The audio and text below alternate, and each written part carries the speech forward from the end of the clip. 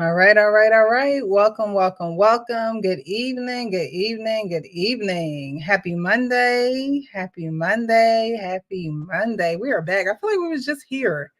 I feel like we were just here. Feels like we were just here.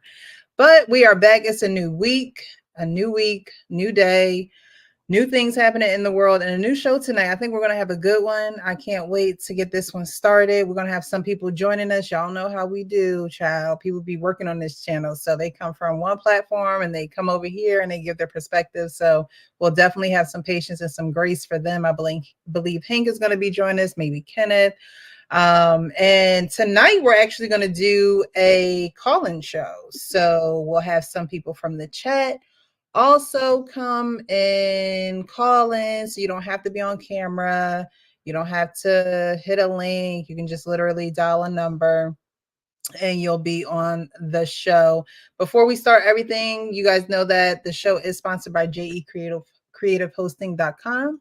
So if you need a website and you need someone to host it, definitely check them out. There is a code of HCM22 for your discount to have your website hosted with jecreativehosting.com. Definitely hit that like button, share the live, subscribe to the channel. Before we get started, how is my co-host, the actual King Smith, doing? How are you today, sir? We try to get off this mute button. I'm doing all right. I'm doing fantastic. All right. Let me tell y'all, I am happy to be here today. I'm just going to leave it at that. All right, all right. Well, thank you so much for being here. I always appreciate you dedicating your time. And Mr. Sean Bolden, how are you this evening, sir? Hey, I am doing well. How are you? Thank you for having me. King salute as well. And I am blessed to be here as well. Thank you, thank you, thank you. And I'm doing well. I'm doing well. Now, I do see some people in the chat, so we're going to get to them as well before we get into this first topic, because the first one, we're just going to dive right in there on the first one. Dorian, thank you so much for being here. Dorian says, hello, precious panel and chat. Like, share, and subscribe. Enjoy this show. Thank you, beautiful, for being here. I appreciate you. Thank you, thank you, thank you. Peter says, this cool side of the show. This is the cool side of the show. Pull up. That part. Okay, Peter. If you like to call in, you can definitely do that. I'll drop the number at the first topic, because I'm pretty sure you guys are gonna want to tap. And Philosophical, thank you so much for being here. You got the popcorn ready, child.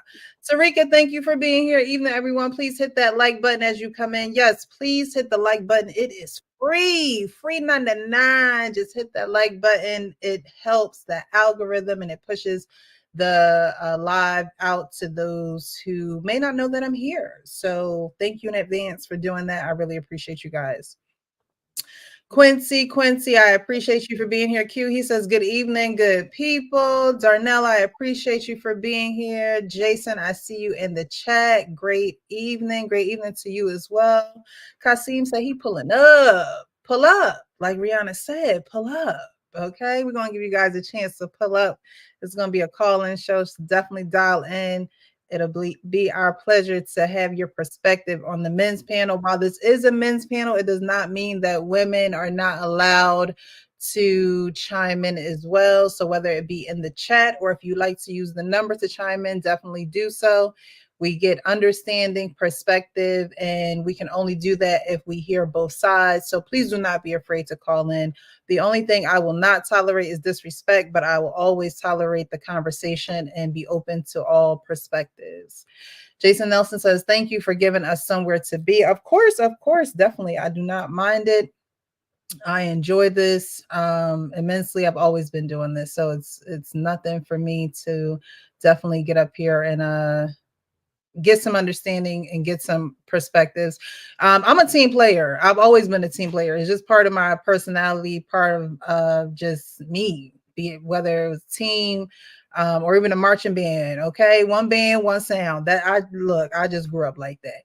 Bruiser, thank you so much for being in the building. Thank you, thank you. Definitely hit the line if you want to chime in on the conversation this evening. We have a few topics that we're going to bring to you guys, so definitely keep your ears and eyes open. Again, share the live for those who may be interested in the topics that we speak about tonight. Quincy says, bless up the chat. Perry Productions, there will be a number that anyone can call in. Number will be posted shortly. Yes, it will. Yes, it will. Marriage, politics, and sports. Hello to the chat. Mr. Payne, how are you this evening, sir?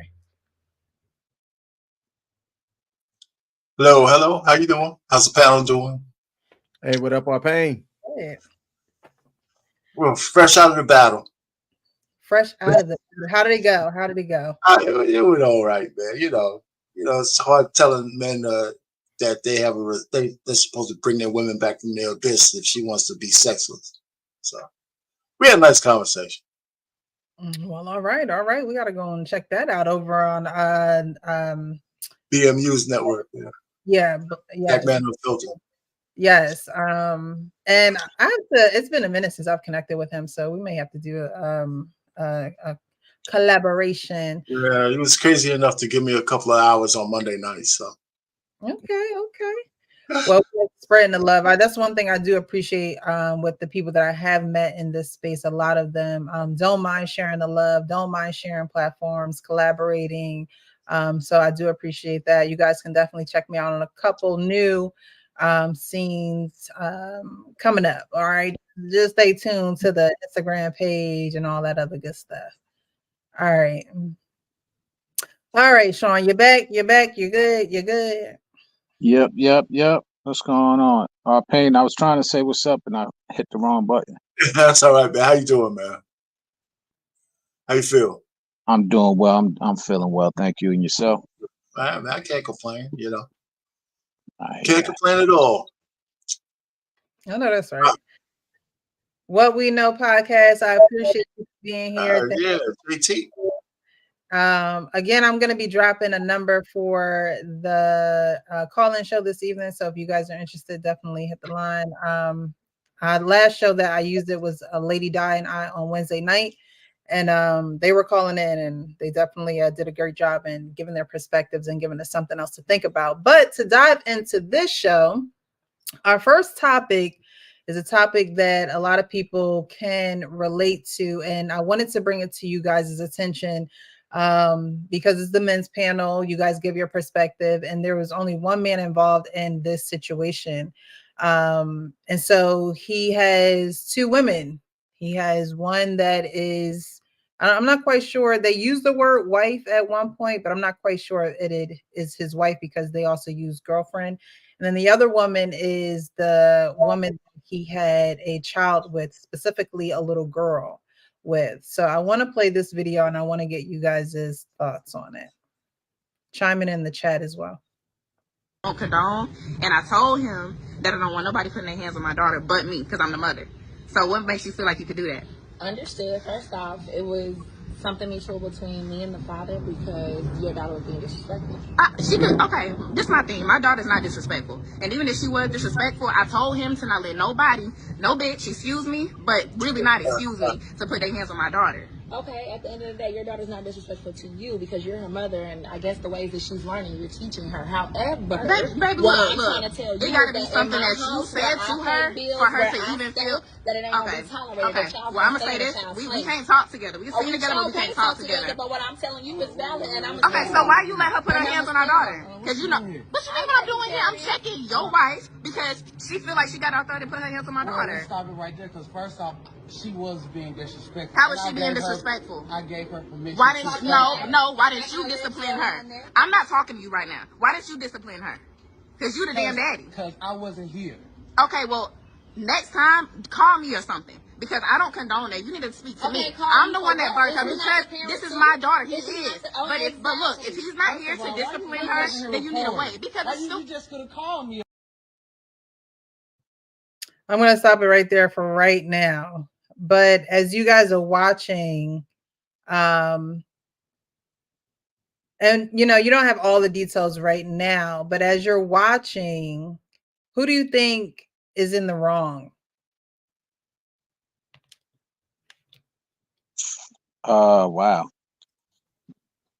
It depends on what the arrangement was. If the mother and the father had a conversation that the discipline would only be by the mother and the father, and the wife didn't get permission, then perhaps the wife was in the wrong for putting hands on it without letting the father get there. But if the husband and the wife had an agreement outside of the mother, then the mother, then I blame it on the father at that point, because he should have had the mother part of that agreement so that everybody could have been on the same page. Because right now they are a blended family, whether they like it or not.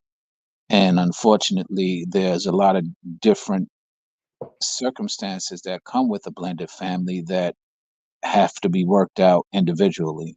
So it's hard to say who's right or wrong, but whoever didn't communicate well, I think is wrong.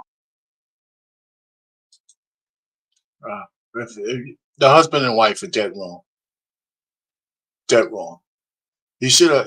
First of all, you know, some people don't want you hitting their kids at all, but the mother is jealous and all that kind of stuff. But they're wrong, because if he didn't get that straight with the mother, then nobody should be laying hands on her kid, especially the new wife, the woman she hates already, right? So they're wrong. There's no two ways about it. They're absolutely wrong. Now, if the kid was unruly and going to hurt somebody or just yelling and screaming and being stupid, you tolerate it, tell your husband to come home and get his daughter or whatever. But you don't lay hands on another person's kid. You just don't. Not unless there's some kind of almost even a written agreement to do. So they're wrong. They're both wrong. The husband's a fool for telling his wife and not telling the mother of his kid what might happen. So the mother, even though she's belligerent and I couldn't take hearing her for another second, she's right. Okay. So I'm sharing my screen. If you're able to pop that up and make it like on the bigger part of the screen, when I was getting divorced legally, and y'all might not be able to see this. Damn. There's a section right here, disciplining the minor child. This was considered a standard agreement in Maryland regarding custody, where it says both parents agree regarding discipline the minor child. The parents of the minor child are the only people that could discipline the child unless the following situations occur where biological grandparents are in the care of the minor child in absence of one or both of the parents, or biological aunts and uncles are in care of the minor in absence of one or both parents. And then it finishes by saying, should either parent start a romantic relationship with another party, either parent will ensure that during their custody arrangement, the biological parent can discipline the minor child and no one else. All right. And then it ends by saying, should either parent remarry, the above agreement will stand. Now, I read that out for people that couldn't see that, but it's my understanding as I was in family court, I was listening to other parents or people that were getting divorced talking about custody, and that was the standard language in everybody's agreement. And I don't know if different states are different, right? Or if that family that you showed in the video ever went through family court to talk about this kind of stuff. So absent of some already agreement, I'm going to say that the biological mother was right to confront the the new interest of the father or whatever. But yeah, there's a right and a wrong way to approach a situation, and in my opinion, she was wrong. The biological mother was wrong in the approach to doing it. Okay. I would definitely agree with the approach. Good evening, Kenny. How are you this evening? Good evening, y'all. Sorry for my tardiness, just getting in. I'm all right. How are y'all? Right, all right, man. Okay. Doing well. Alrighty, so I'm going to continue on with this video. Kenny, it's a couple here, but the man had a child with the woman who was confronting both of them. He's now dating someone else and married, and we're not quite sure what it is. But but she's confronting his new woman for thinking their child. You don't answer the phone. You don't answer the phone. And this is what I have to do to get through to y'all. If I got to pull up and act the fool to get through to y'all because y'all want to touch my child, this is what I'm going to do. It's my child too. Okay, but if you aren't there in the vicinity. You don't come in my house and try to act the fool. What you mean act the fool? You weren't here. So if you were not here, then how are you going to punish her? How are you going to do that? So that's not her right to do that. I gave her permission to. Though, and she's under my authority at the time. She should be listening. Okay, I'm not saying she should not listen, but let me tell you something. This is my daughter. I don't want you touching her. That's point blank, period. And if she comes back to me, coming over here because if she's gonna be disrespectful and cross the line. Okay, well, why you not being a daddy and checking her then and making sure that she's respecting her?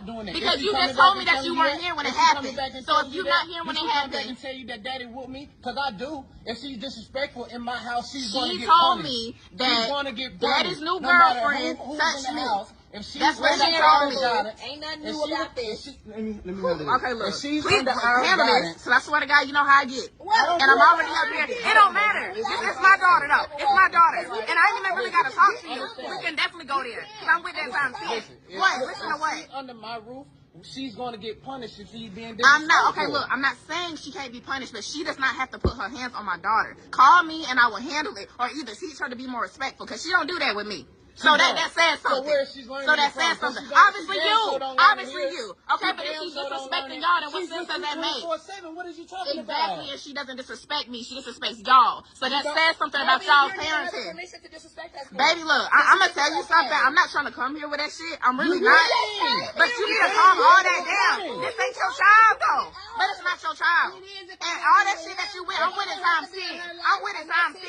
I'm with it times 10. So calm that down. Next time, if you're going to come here, call me. I will call you. And make sure you answer the phone. Make sure you answer the phone. Baby got it. You don't So have you to. here, you can get it too. Like I said, don't touch my child no more, okay? That's all I'm gonna say. right, And y'all can have a wonderful day, have a wonderful rainy day, and how about your narrow ass answer the phone when I call next time? And I said what I said. Yeah, all right. All right. Bye. Yeah. Yeah, please.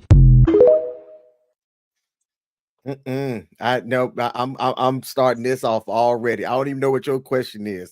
The answer is check her, and if she still wants to be a hyena and keep on talking like that, take my wife, my now wife, put her in the house, take 2 steps back, shut the door, and walk back in the house. She can knock all day if she wants to. At that point, I'm calling the cops. Allegedly. Okay. I think they both was unruly at that point. Mhm. She talking about I put it on your daughter and I put it on you too. Come on, man. That's both of them out of line at this point. Now they're both in their emotions and they're both acting unruly, and he has no control and or no he's not able to handle either one of them, and he needs to really step up and be able to settle it and get them both under control, because they both were out of control, and that needs to be acknowledged and addressed. I agree with you, Sean. He lacks control of his household. He shows that he doesn't have parameters set to appease both parties, because she wouldn't have been at that door. A woman only comes up to that door in 2 reasons: if she's completely irate, insane, fully toxic, or you're ignoring her as she stated. Why would you be ignoring her? He didn't deny it. I heard that part. And you shouldn't be hitting someone else's child. It's a touchy situation. I remember Cass used to talk about this. You're not responsible, and don't take this away. You're eating the cost of someone else's decisions. He said mistake, but I wouldn't say it like that. When you're taking on something like that, he should have had parameters set. That door should be closed. He should be able to have the one-on-one with his child's mother, because that's not acceptable. That means you lack control. You lack the ability to have fluid communication. Things are not amicable. You got your new woman wanting to jump out and crash out. And you know how those things go. We don't need world star moments. We're grown adults. We're flawed and human, but no, that's just a whole kerfuffle. I found a new word today. I'm gonna use it tonight. Kerfuffle. I like Kerfuffle. That's funny. You go. Man, the guy's a complete loser, man. I swear. I mean, he was at the point of where you have to stay. I would have told my new girl, shut the fuck up. Excuse my language. Get in the house and I'll handle it. And I would tell the mother of my kid, don't come over my house like that at all. Don't ever do that again. And if he's not answering the phone, then he's complicit in getting her anxious. Right? Because she's trying to reach him and he's not answering because he knows. Everybody knows when you have a cell phone, you see who's calling. If you don't respond at all, they know you're just ignoring them. So listen, the guy, excuse my language. Anyway, but listen, the guys, I can't stand pathetic men. They make me mad. Forget about the women. The women do what women do. But you can't have these two hyenas yelling over you, trying to get at each other like they're trying. Was the daughter still around in the background listening to all of that? It had to be somewhere at this point. I mean, exactly. She had to be in the proximity of all of that. Right. So I'd have told my new girl, listen, you know what? I was wrong with letting you get permission without clearing with her first. But I can't have you over here, screaming and threatening each other while I'm trying to stand in the middle and you're both ignoring me. Man. First of all, I'll just land it there, man. I don't want to say anything. I mean, it's aggravating. I mean, because he should. Say. Huh? I said, say what you got. All I'm just trying to say is he should have controlled the situation better. Let me calm down. And, he should have just controlled the situation. I'd have turned to my girl, the new one, and said, listen, you got to be quiet right now so I can handle this. Then I would turn back to the mother of my kids and say, listen, in the future, we're going to handle this differently, but you can't be coming over my house screaming and yelling. But I would have closed that door and I would have went on the outside and I told my girl, don't you come out here. I'm going to handle this. And if she would have defied me, then I have to reconsider whether she should be my girl or not. Bingo. Okay. So do you think he has the capacity to even have a conversation with both of them present? Like, do you think that there would be a time where, they're not as heightened in emotions and temperatures aren't, flaring, where he would be able to get them to sit down to have a conversation? Well, that was the moment. Oh, that was the moment. That was the moment to say, listen, you know what? Maybe not right now, but we're going to calm down and we're going to have a conversation. And the mother says, listen, I don't care how we come to this. I don't want nobody else hitting my kid. You have to honor that. You have to honor that. And so that was the moment. Sometimes we miss the moment of when you could fix some things, and he missed it. Mm. That's how I see it. It's just pathetic. It reminds me of I think it was Why Did I Get Married? I always reference this movie.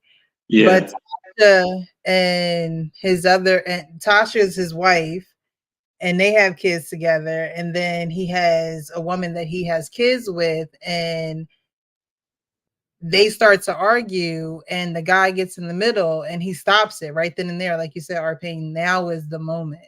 And he pretty much tell one to go in the house, the other one to get in a car, and he takes a walk. So I think the consensus, everyone is pretty much saying, he is the common denominator. And if he can't get things under control, then, the future of the relationship with his new girl is just going, temperatures are just going to flare up because, like you said, Arpain, if the mother says, hey, you can't hit my child, then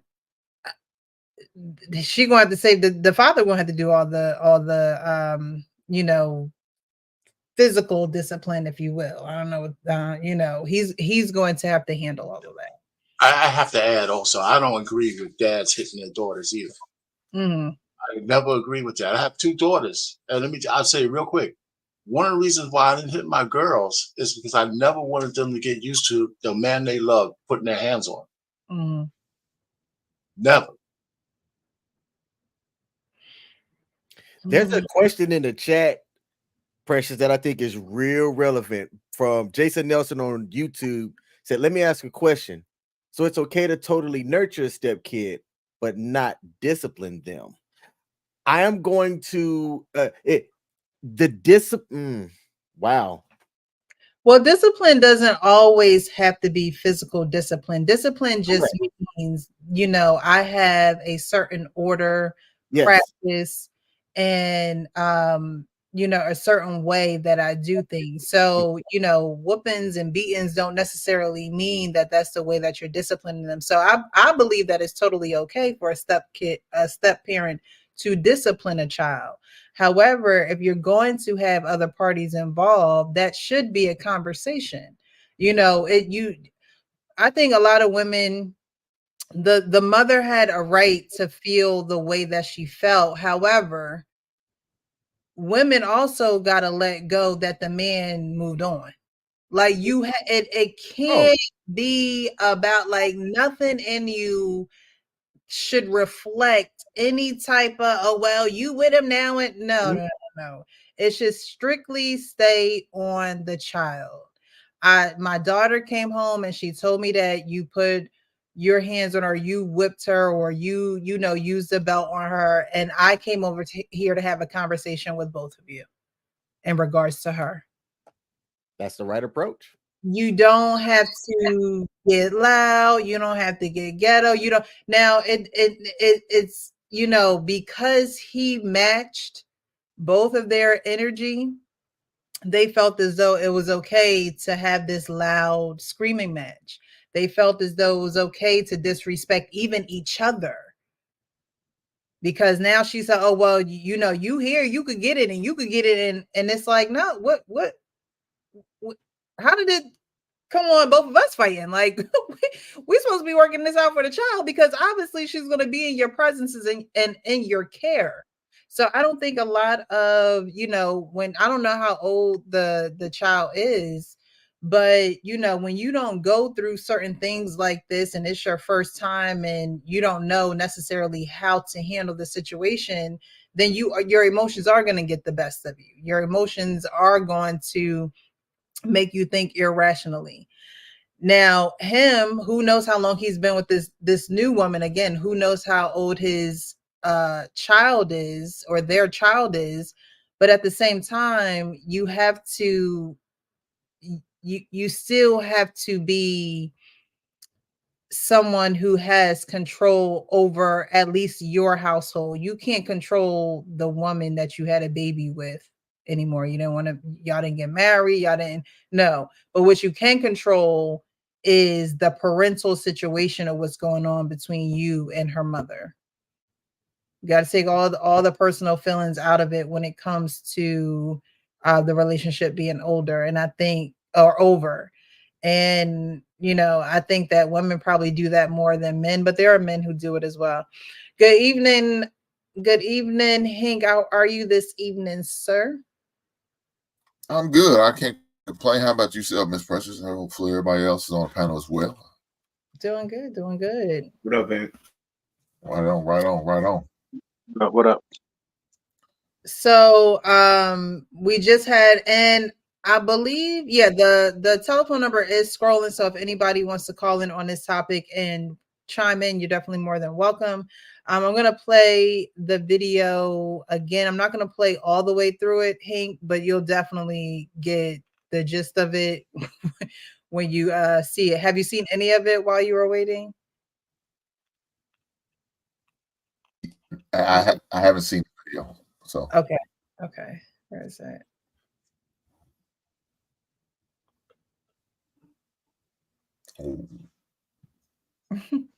That's just something I don't condone. And I told him that I don't want nobody putting their hands on my daughter but me, because I'm the mother. So what makes you feel like you could do that? Understood. First off, it was something mutual between me and the father because your daughter was being disrespectful. She could, okay, this is my thing. My daughter's not disrespectful. And even if she was disrespectful, I told him to not let nobody, no bitch, excuse me, but really not excuse me, to put their hands on my daughter. Okay, at the end of the day, your daughter's not disrespectful to you because you're her mother, and I guess the ways that she's learning, you're teaching her. However, baby, what look, I'm trying to tell you, it gotta be that something in my that you house, said where to I her pay bills, for her where to I even stay, feel. that it ain't gonna be tolerated. Okay. That y'all Well, I'm gonna gonna say stay in this: a child's we place. can't talk together. We can sing together, but we can't talk together. But what I'm telling you is valid, and I'm Okay, so why you let her put her hands on our daughter? Because you know, what you mean what I'm doing here? I'm checking your wife because she feel like she got authority to put her hands on my daughter. Let's stop it right there, because first off, she was being disrespectful. How was she being disrespectful? I gave her permission. Why didn't why didn't you discipline her? I'm not talking to you right now. Why didn't you discipline her? Because you the damn daddy. Because I wasn't here. Okay, well, next time, call me or something. Because I don't condone that. You need to speak to me. I'm the one that birthed her because this is my daughter. He is. But look, if he's not here to discipline her, then you need to wait. Because you just could have called me about this. You don't answer the phone. You don't answer the phone. And this is what I have to do to get through to y'all. If I got to pull up and act the fool to get through to y'all because y'all want to touch my child, this is what I'm going to do. It's my child too. Okay, but if you aren't there in the vicinity. How you gonna come in my house and try to act the fool? What you mean act the fool? You weren't here. So if you were not here, then how you going to punish her? How you going to do that? So that's not her right to do that. I gave her only permission here to. though, and she's under my authority at the time. She should be listening. Okay, I'm not saying she should not listen, but let me tell you something. This is my daughter. I don't want you touching her. That's point blank, period. And if she comes back to me, coming over here because if she's gonna be disrespectful and cross the line. Okay, well, why you not being? I'm gonna stop it right there. Because I don't like how the stepmom or step parent or new girlfriend says, well, if she's gonna be coming over here, you know, again, it's about the child. So, you know, y'all gonna have to find a happy medium because it's not my way or the highway when you're sharing a child. So, Hank, what do you think? It's kind of funny. I seen this video and I was going to do a reaction. Then I said, I'm going to leave it alone. I'm going to leave it alone. It so happens that you had the video. We're going to talk about it now. So, Jesus Christ. Lord, you trying to say it. You trying to tell me something. We're going to talk about it. Whether I want to or not. I don't know. It's a real thin line, Precious. I'm not going to lie. It's kind of hard. Now, I assume the father has no problem with corporal punishment. Spanking a kid or nothing like that because he was okay with it. Right. So I assume that was the case. Now, for the mother, the baby mama come over and act like that's not cool. That's not good. Again, that should have been a phone call, you know, between the father and the mother. And, you know, if it got too far out of hand, I went left. My man could have just hung up on her ass and kept it moving. And we could handle it from her. And if, you know, I feel like we can't talk cordially. So how about you put it in a text or email? Because I can't talk to you. And I'm not going to allow you to come over and disrespect me like this. No, we're not going to do that. We could have a conversation either on the phone. Hopefully that's the first set of rules we can do that. And if it can't, it's going to go left. Then yeah, you can just text me, email me, whatever you're feeling or whatever you're thinking. Because you're not going to disrespect me and talk crazy to me like this. It's not what we're going to do. So yeah, she said he didn't answer the phone. So that's why she pulled up. Well, how many times she tried to call? The one time and he didn't answer, and then she because she was look, she came in hot. She's already hot, so he probably couldn't answer the phone one time, and that she felt the need to pull up just right then and there. Or she probably was calling while she was on the goddamn way. For all we know, I don't know. I don't know. You know, something like this. As a woman, as a mother, I'm sure they was hot. The phone call wasn't gonna be efficient enough for them. A phone call wasn't going to be good enough. Unless they was out of state, a phone call wasn't going to do it. So she wanted to see him. She wanted to see that woman. I'm sure she probably wanted to lay hands on that woman. I mean, he was getting to that point. She called him a bitch and all that. You know, so it was obvious it was going left. And she was ready for it. She probably had a fucking girl fight girl on for all we know. I don't know. So she was ready for all the smoke. So yeah, a phone call could have been a fit. Yeah. She did all that practice. Matter of fact, she probably didn't have all that on. She had a bonnet. She had her slides ready to go with the gray sweats. Look, I'm just, yeah, it's a white girl. But to me, it should have been a phone call. It should have been that much to that point. Like, I'm glad. I guess she put it on tape, put on video, because I would have definitely had that on camera, because you know your baby mama. You probably been with her long enough. You know how her demeanor is, how she acts, when she gets upset. You know all that shit. So you know she gonna be clowning, and you knew the daughter was gonna say this. So the point is, when she was sitting there and say, "Well, my daughter don't act like with me." Guess what? I heard that same conversation as a substitute teacher. Well, yeah, little Johnny don't act like it with you because you had the authority to correct him in the manners that you need to correct him if he was acting like that. I don't have that same leisure. I don't have that same open or situation where I can lay hands and spank his ass when little Johnny's acting a goddamn fool. You do. So he's probably gonna act different because he's worried about you putting that belt to ass or putting that boot to his ass. I don't have that. I have the power of the pen or the power of the phone call calling your ass, and you come up with every excuse why Johnny don't act like that with me. That's bullshit. Just because you don't act like it with you, don't mean he don't act like it. We all know we didn't act bad in front of our parents, but when we got out in them streets, we was a goddamn terror. Mm. Who's to say she didn't do that? Oh, you ain't my mama. I can talk to you any type of way. I can get smart. I get with you because you ain't my mama. You ain't gonna do anything to me. My dad ain't here. Now I'm really gonna jump bad with your ass. So just saying. See, that's the thing, though. Wow. Because if she, you know, you raise your children, right? You're not watching them, and so you would think that the mother, when she is with her mom, because her mom said, "Well, she don't do that with me," right? Are you instilling your child to be respectful to others? Because if you are, why would she go over there disrespecting this, her father's new? I still don't. I'm gonna just say wife, because they did say wife, but later on in the video was girlfriend and whatever. But if you're teaching her how to be respectful and that's what you are instilling in her, then you shouldn't have to whip this girl. You have a woman who is the mother of the child, and she's raising the child. Who knows if she has a new boyfriend or whatever the case may be. The father has moved on. You don't know what the mother is actually, because her energy, the way she came at their residence says that she is aggressive. And I know this is her child, and I know that you don't want nobody else beating your child, but you can't necessarily always fight fire with fire. You just can't always do it, because everybody's not going to be on the same the emotions are going to be high. So somebody has to be there to balance everything out. And so for one, she's going to their house to curse the woman who lives there out. That's just not how you handle that. And because she's doing it that way, makes me believe that her child probably is disrespectful, because the mother's disrespectful. You're disrespectful. And I know that's your child, but there is a way that you handle things, and that's maybe what needs to be instilled into her child. There's a way that you handle things. You don't just temper tantrums, or you don't just, talk out of line. No, there's decency and there is order.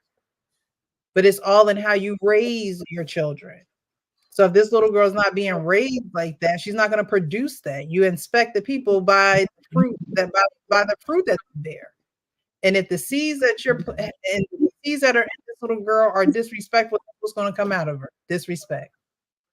Well, that's a great point, Precious. And I was going to say that, but disrespect, all of them didn't show decorum or respect. So I can understand where the daughter might get it from. Can't pinpoint it, but I can understand it.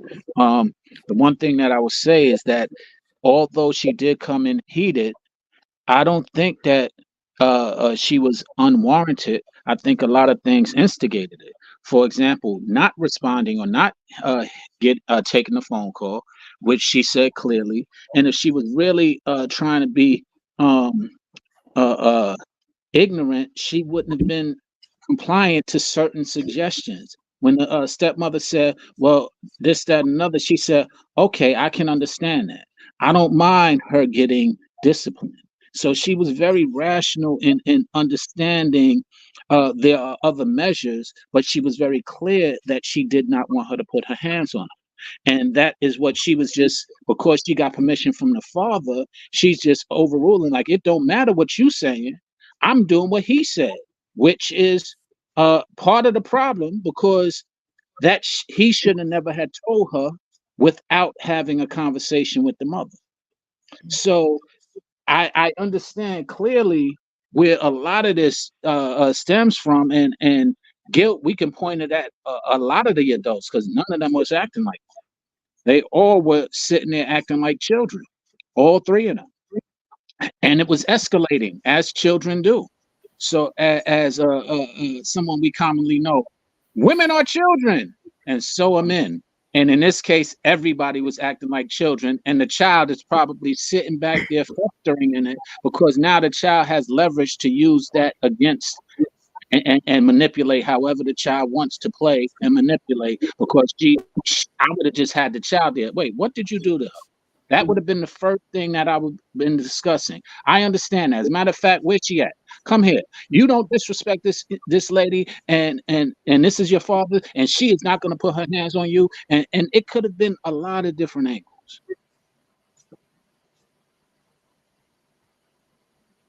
Okay.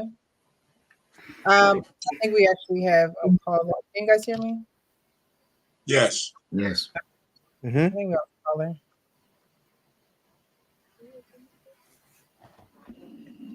Hold on.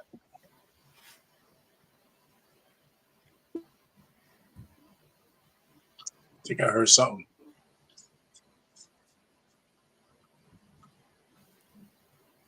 She's on mute right now.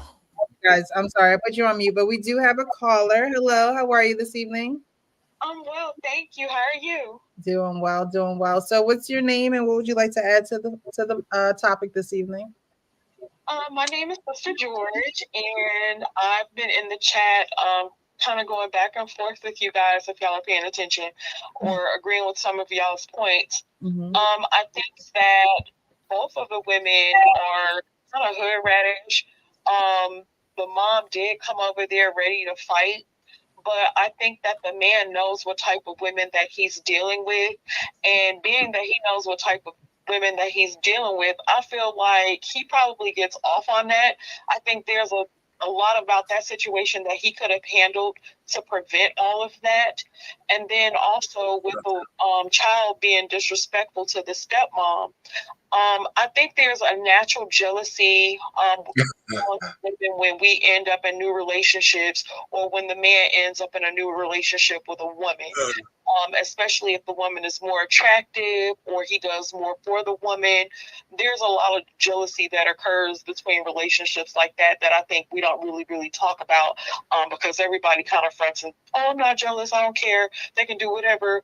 And, it's sly remarks. And if it's gotten to a point of disrespect, then y'all already know that the mom probably be going in on the stepmom, and she allows the daughter to do it too.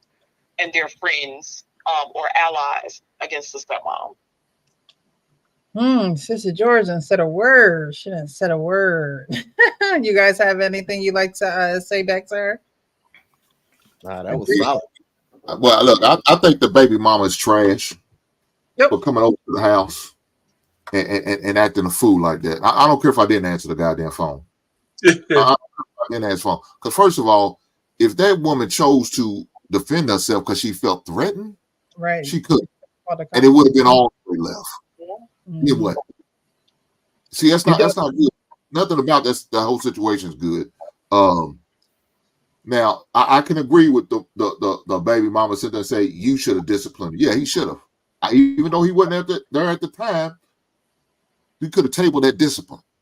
I would have called baby girl on her phone. I say, put on the phone and say, look, I'll deal with you when I get home, and let my wife or our girlfriend, whatever the title she has, I would have let her know, look, baby, I'm gonna deal when I get home. Don't worry about it. Just go on about your business. Do what you was doing. I'll deal with her when I get home. And I would address it. And I would have told her right in front of the daughter and the mother. I mean, and my my girlfriend. This one right here, this is gonna be my wife one day. So you better not ever disrespect her in no type of form or fashion. You better give her the same respect as you do me. And you got to break that down. So that conversation already been had. Unfortunately, it didn't happen until it actually happened. The disrespect happened. It should have been happened prior to. Now that's a poor decision, poor leadership on his part. That should have already been dealt with. Sister George, well, thank you so much for adding to the show. We appreciate you for calling in. All right, thank you so much for having me. Of course. Bye-bye. Keep watching it. That's a nice first call. Hey, I got a question. I'm sorry. Go ahead, Kenneth. I was just saying that's a nice first call. Oh yeah. No, I looked at it from this standpoint. I want you to look. I want to ask you, if it was the other way around, where a man put his hands on your child, and your wife wasn't answering the phone, and because you want to address it, how would you approach it? Because I mean, your point is valid. I agree. She went over there crazy, but at the same time, if it was the other way around, is what I had to put in my mind. Like, if I was sitting there and some man put their hands on my daughter, how would I approach it? It's no different just because of sex change. It doesn't matter. If I go over that house and I go over going left, my life could be in jeopardy, right? At the end of the day, my life could be in jeopardy. Now, look, if it was a type of abuse that I don't know what she did to her, type of put her hands, I don't know. Then, baby girl, you have you can call the police. You can call CPS. There's a proper authorities you can call if she feels like she was really being abused, and then let them handle it. Let them go through it. She could have did the same thing with the stepmama or the girlfriend. Could have did the same thing. If that's what she needed to do what you need to do and let them investigate. And of course, the outcome may have been a lot different. You know, we would have had a different conversation, sit down, because if my child had did that and come to find out it wasn't nowhere near what she talking about, she lying and she not being all the way honest, yeah, she might not be able to come over the house for a while. I'm just saying. And Hink has a good point. There was a viral story that happened, I'm not sure how long ago, but it was over a custody dispute where the biological father showed up at the new home demanding his kid according to the custody agreement, and people started getting angry, and the new dude puffing his chest out walked outside with a gun. All right, things escalated. New dude shot the biological father right then and there on the front steps. It was absolutely insane. And the biological father's new wife was sitting in there. The crazy part about it all, nobody was like sad that the shit went down. And I'm like, I can't believe this man lost his life showing up simply demanding to see his child in accordance with whatever custody agreement that they had. You know what? Listen, I'm with Hank. you know what? But see, but actual King Smith, first of all, he didn't need to trespass to exercise his rights. He didn't need to do that. You know, one of the things I don't think men do is use the court system to their advantage. For you, to their advantage. Thank you. I'm in agreement with you, Payne. No, I know you know that. Right. Yeah. I'm not saying you didn't, but I'm saying he shouldn't have lost his life anyway. But he put himself in danger by doing that because he got emotional. Yeah. He got emotional. And so back to this particular thing, like I said before, you know, I'm not wavered. I think the dude is 100% wrong, right? In this situation, he should have if you're going to have a daughter, you're going to get a new wife, the first thing you're going to do, if she's a stepmom, just like they expect men to do if you're going to be stupid enough to be a stepdad, you're going to have to square some shit out with the father of the kid. You have to. You just have to, especially if they're living under your roof. because that's your rules. Now, if your new wife with the kid doesn't agree with your rules, you should have never married. These are some simple things that need to go on. So the same thing in reverse. This guy got a new woman in his house with his daughter with an irate hyena on the end. And it seems like he picks hyenas as women anyway. And I have to say this, and forgive me, chat and everybody else, she did have a nice ride. But I just I had to say that, so I had to notice this. I'm still a man. You didn't have to notice it. I had to. I had to acknowledge the rat, but that's okay. Well, your wife, I'm snitching. So I'll bring it back down to a normal level so you can be happy. All right. So hold on. Yeah, but I thought. Mr. Payne, you got to get that fourth offer. You had 3. You about to get 4 now. Forgive me, right? Okay, let me finish. What I'm just trying to say, I blame all of this on the dude. I just do. I really do. You know what kind of women you have. Black girl magic is in full effect, and you should have anticipated that. So and I think he did, and he kind of gets off on had these 2 women yelling and screaming over him. He's a loser. I think differently. I'm gonna go out on a limb here. I think that was in part one of the reasons he's no longer with her behavior. I think he found someone else that gave him peace.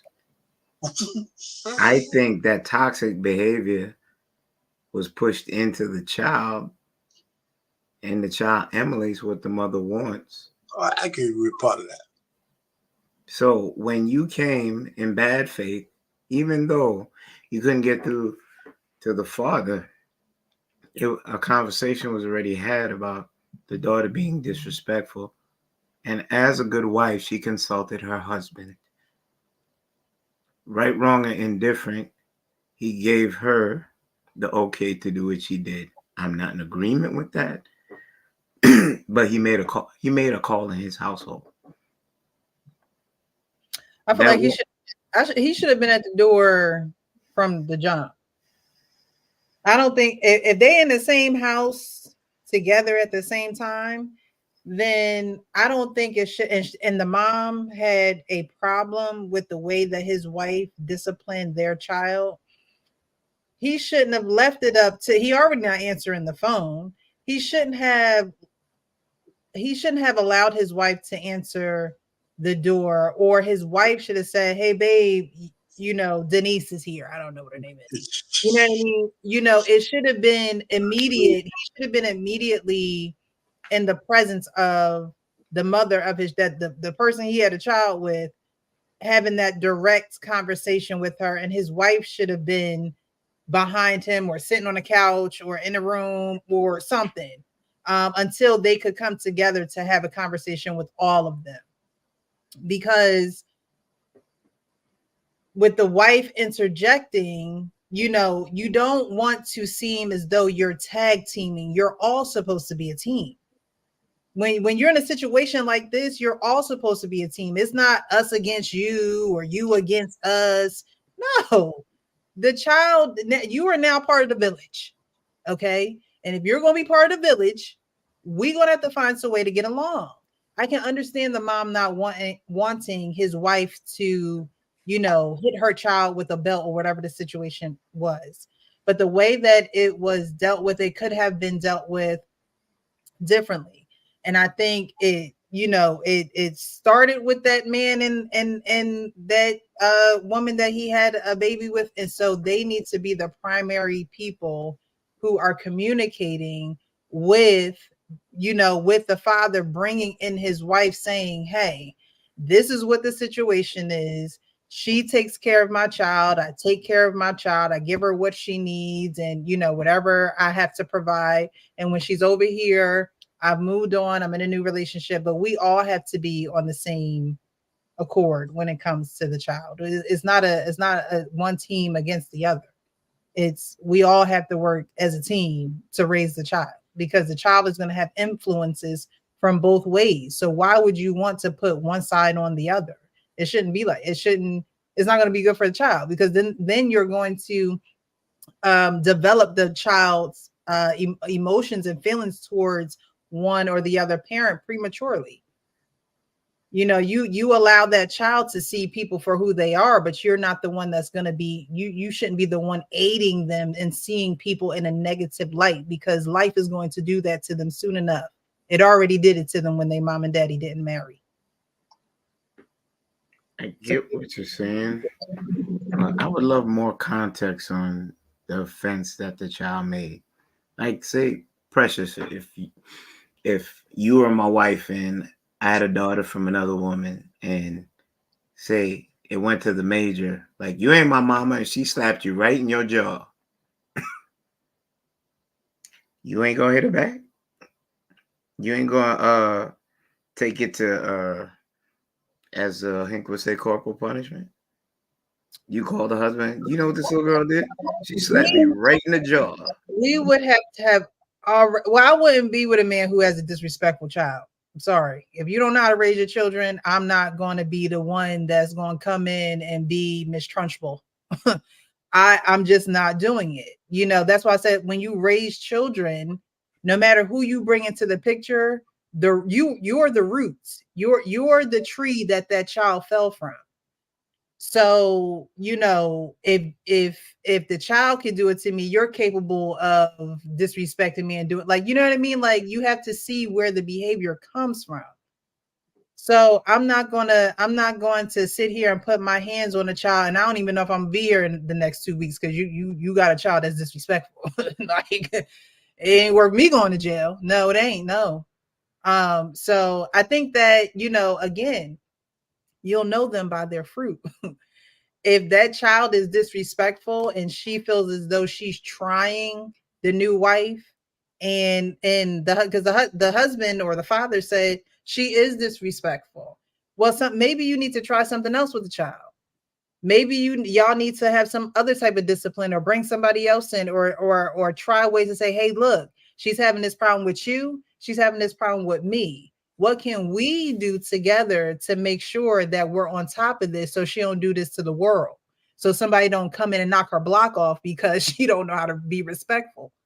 That's why it has to be a team. It has to be a village. And so things like this are going to happen. This is real. I don't know if it's real life or a skit, but things like this happen in real life. So we have to understand that you have to work together. Like I said at the beginning of the show, I'm a team player. I'm never going to try and put you against somebody, and we all in this together, no matter what the circumstances are. Because at the end of the day, the child didn't ask for any of it. So we got to be, you know, better examples and make lemonade out of lemons, you know? Precious, you speak in volume there. I don't think any of us can disagree with you. And that's right. Like them people, what they do. I'm gonna read some of these comments. I just wanted to show this because I think a lot of people go through this. I mean, we talk about parenting all the time. We talk about, you know, single mothers all the time. And you have to get to a point where you're thinking ahead. And that's another thing. Women don't think long term, especially when you're in a situation where you're having a child and, you know, you're not with the father anymore, and you become the main provider, you become everything for the child, right? But you're not thinking long term because you have so much on your plate. So you don't have someone there to help you balance it out. But you have to realize that you do have someone there balancing it out. You just don't have them there in the capacity that would have been the most probable for the child. They're still there. And I think that a lot of women make it seem as though the man is not there, or they push the man out, or they're not happy with what's being provided, or what he's trying to do, or they purposely, you know, cast the man out. And it's like, no, you still have to work as a team. You still have to do what's best for the child. And it's not going to be easy at first, but you do have to get to a place where, okay, long term, we're going to have to find a way to make this work. All right, some of these comments here. We have Nath, who says, Precious, imagine we chilling and another woman pull up talking pull up to talking crazy because her kid was talking crazy to you and you discipline her. Respect goes both ways. Ain't no passes. One thing about me also, I'm about maybe 35 credits away from getting my degree in teaching. So working with children was something I did for a very long time. Substituted, basketball coach, ref, like did so working with children, children respond to time and love. Time and love. Like there is no magical formula. It's very simple.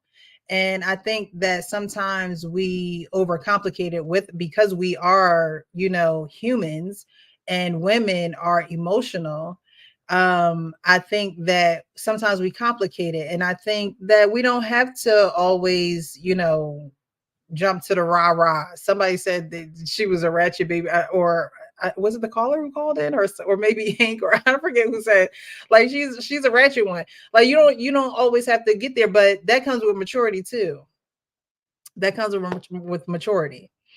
Naf also said that's fair. If the fear of the father is there, she could have said, wait until your father gets home. Right, because y'all know, I don't know if y'all was raised in a house, but that wait till I tell your father that hurt a little bit more than the whipping did. So, your children have to respect you, and that's having a good amount of respectful fear for the person that is taking care of them and providing for them. It's almost it's like a respect, but not so they fear you so they don't come to you, but fear you because they know that you are going to discipline them in some way and they don't have free reins of the situation. Sister George said he's a common denominator. Thank you again, Sister George, for calling in. I appreciate you. We appreciate you. Jason says, I will say that I like that the stepmom called dad and told him what his child was doing, meaning she didn't jump to hitting the kid. So that's true. She didn't just wail off on the child. He gave her permission. And that's where the father should have brung the mother in. It shouldn't have been an after fact. Like, the mother shouldn't have had to find out from the daughter that the new wife is now bringing a belt to her. He should have, communicated with the mom, like, hey, just to let you know, I had this talk with my wife and we decided that this is how we're going to handle situations. And I wanted to let you know because, we're all raising her together. And I don't want you to find out after she's been disciplined. We've been having issues with little Tay Tay, and we got to get it together. Like, y'all have to work together. You have to work together. Jason said that's the other part. A lot of parents get madder at the person correcting, not necessarily spanking the child, than the thing the child did to get the correction. I agree. All right. So I appreciate you guys for chiming in. I see y'all are in the chat heavy. I see that Fatty did send some people over. So I appreciate your support, Fatty. Thank you so much. And thank you for those who are here for the other channels that are linked to this live as well. I see a couple likes from Facebook. So we appreciate you guys for watching. Thank you. We're going to get into this next topic. Was everybody done on that last topic? Absolutely. And I've been in a situation, I didn't really bring it up, but I've been in a situation where I had to be make a choice. And I never wanted to put my discipline another man's child. Even when they were, because I don't believe, especially daughter, I don't believe in putting hands on a girl simply like Arpain said. I don't want her to get used to this is something that is natural. So after a certain age, I don't even like physical discipline on or spanking any lady. But to the point when she was disrespectful, her mother and I and her father had a discussion on how to approach it. And he then, because he was in another state, then said, hey, I give you my permission to discipline her. It still didn't comfort me to do so because of what I was just saying. I only had to do it one time in the many years of being that stepdad.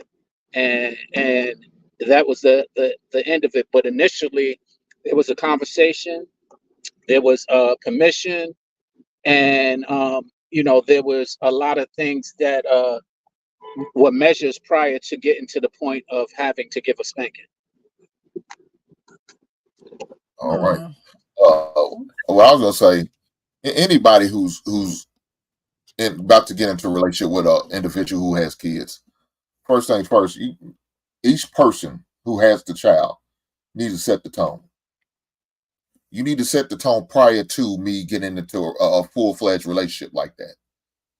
You already see mamas dating. You already see daddies dating, are seeing somebody, are having interest in other people. So you know that eventually it's going to move into something probably more than likely being something serious. So if it's coming to the point where now we're charged to introduce the other person into our extended family, yeah, the tone needs to be set. And as the parents, that's the person's responsibility to set the tone, letting it be known, hey, daddy's about to see someone and it's starting to get serious.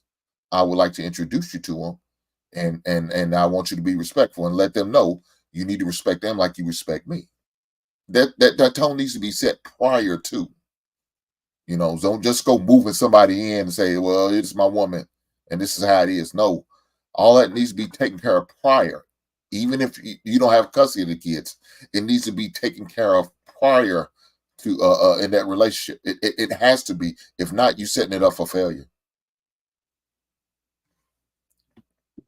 I agree. Those are the questions, things you have to deal with in the dating phase when you're, thinking about joining with someone. So I definitely agree with that.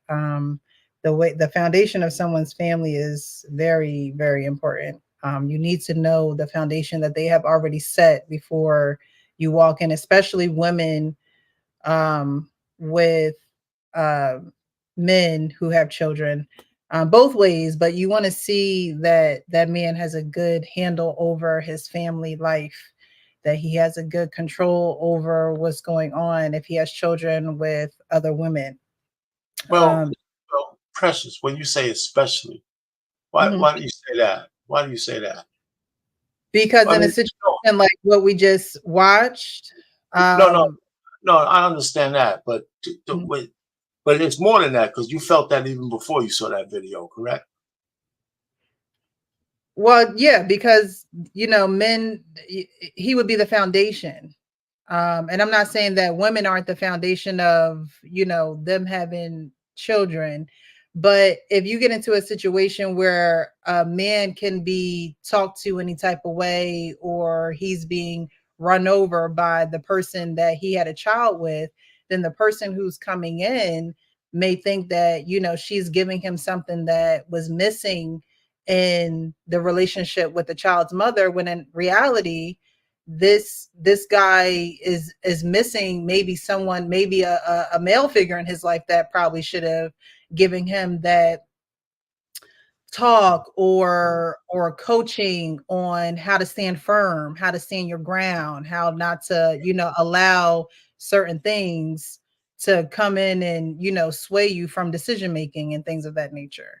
No, I hear you about the female influence on the guy. Yeah. But let's land it there. I mean, that's a good enough explanation. I see a little bit of opposite, because most of the scenarios are men taking up women with children, I think, as opposed, and there's enough men in the sphere out there who think that that's an anathema, for doing that. But no, I accept your explanation. I don't want to get derailed on that shit, but let's go. Okay.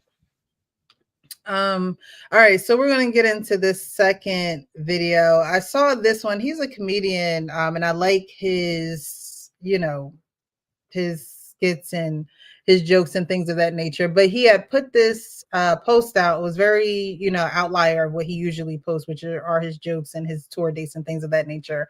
But I saw this and I wanted you guys to answer the questions, because while he's asking women, while I have y'all on Monday nights, I mean, why skip around the bush? Why not just ask y'all directly what it is? And I don't want this to be a what does she bring to the table type of conversation. This is going to be strictly what you would want in a relationship. So make it a little personal, okay? Because there might be some women watching who's like, I need to take note. I need to take note. All right. Let's break this down.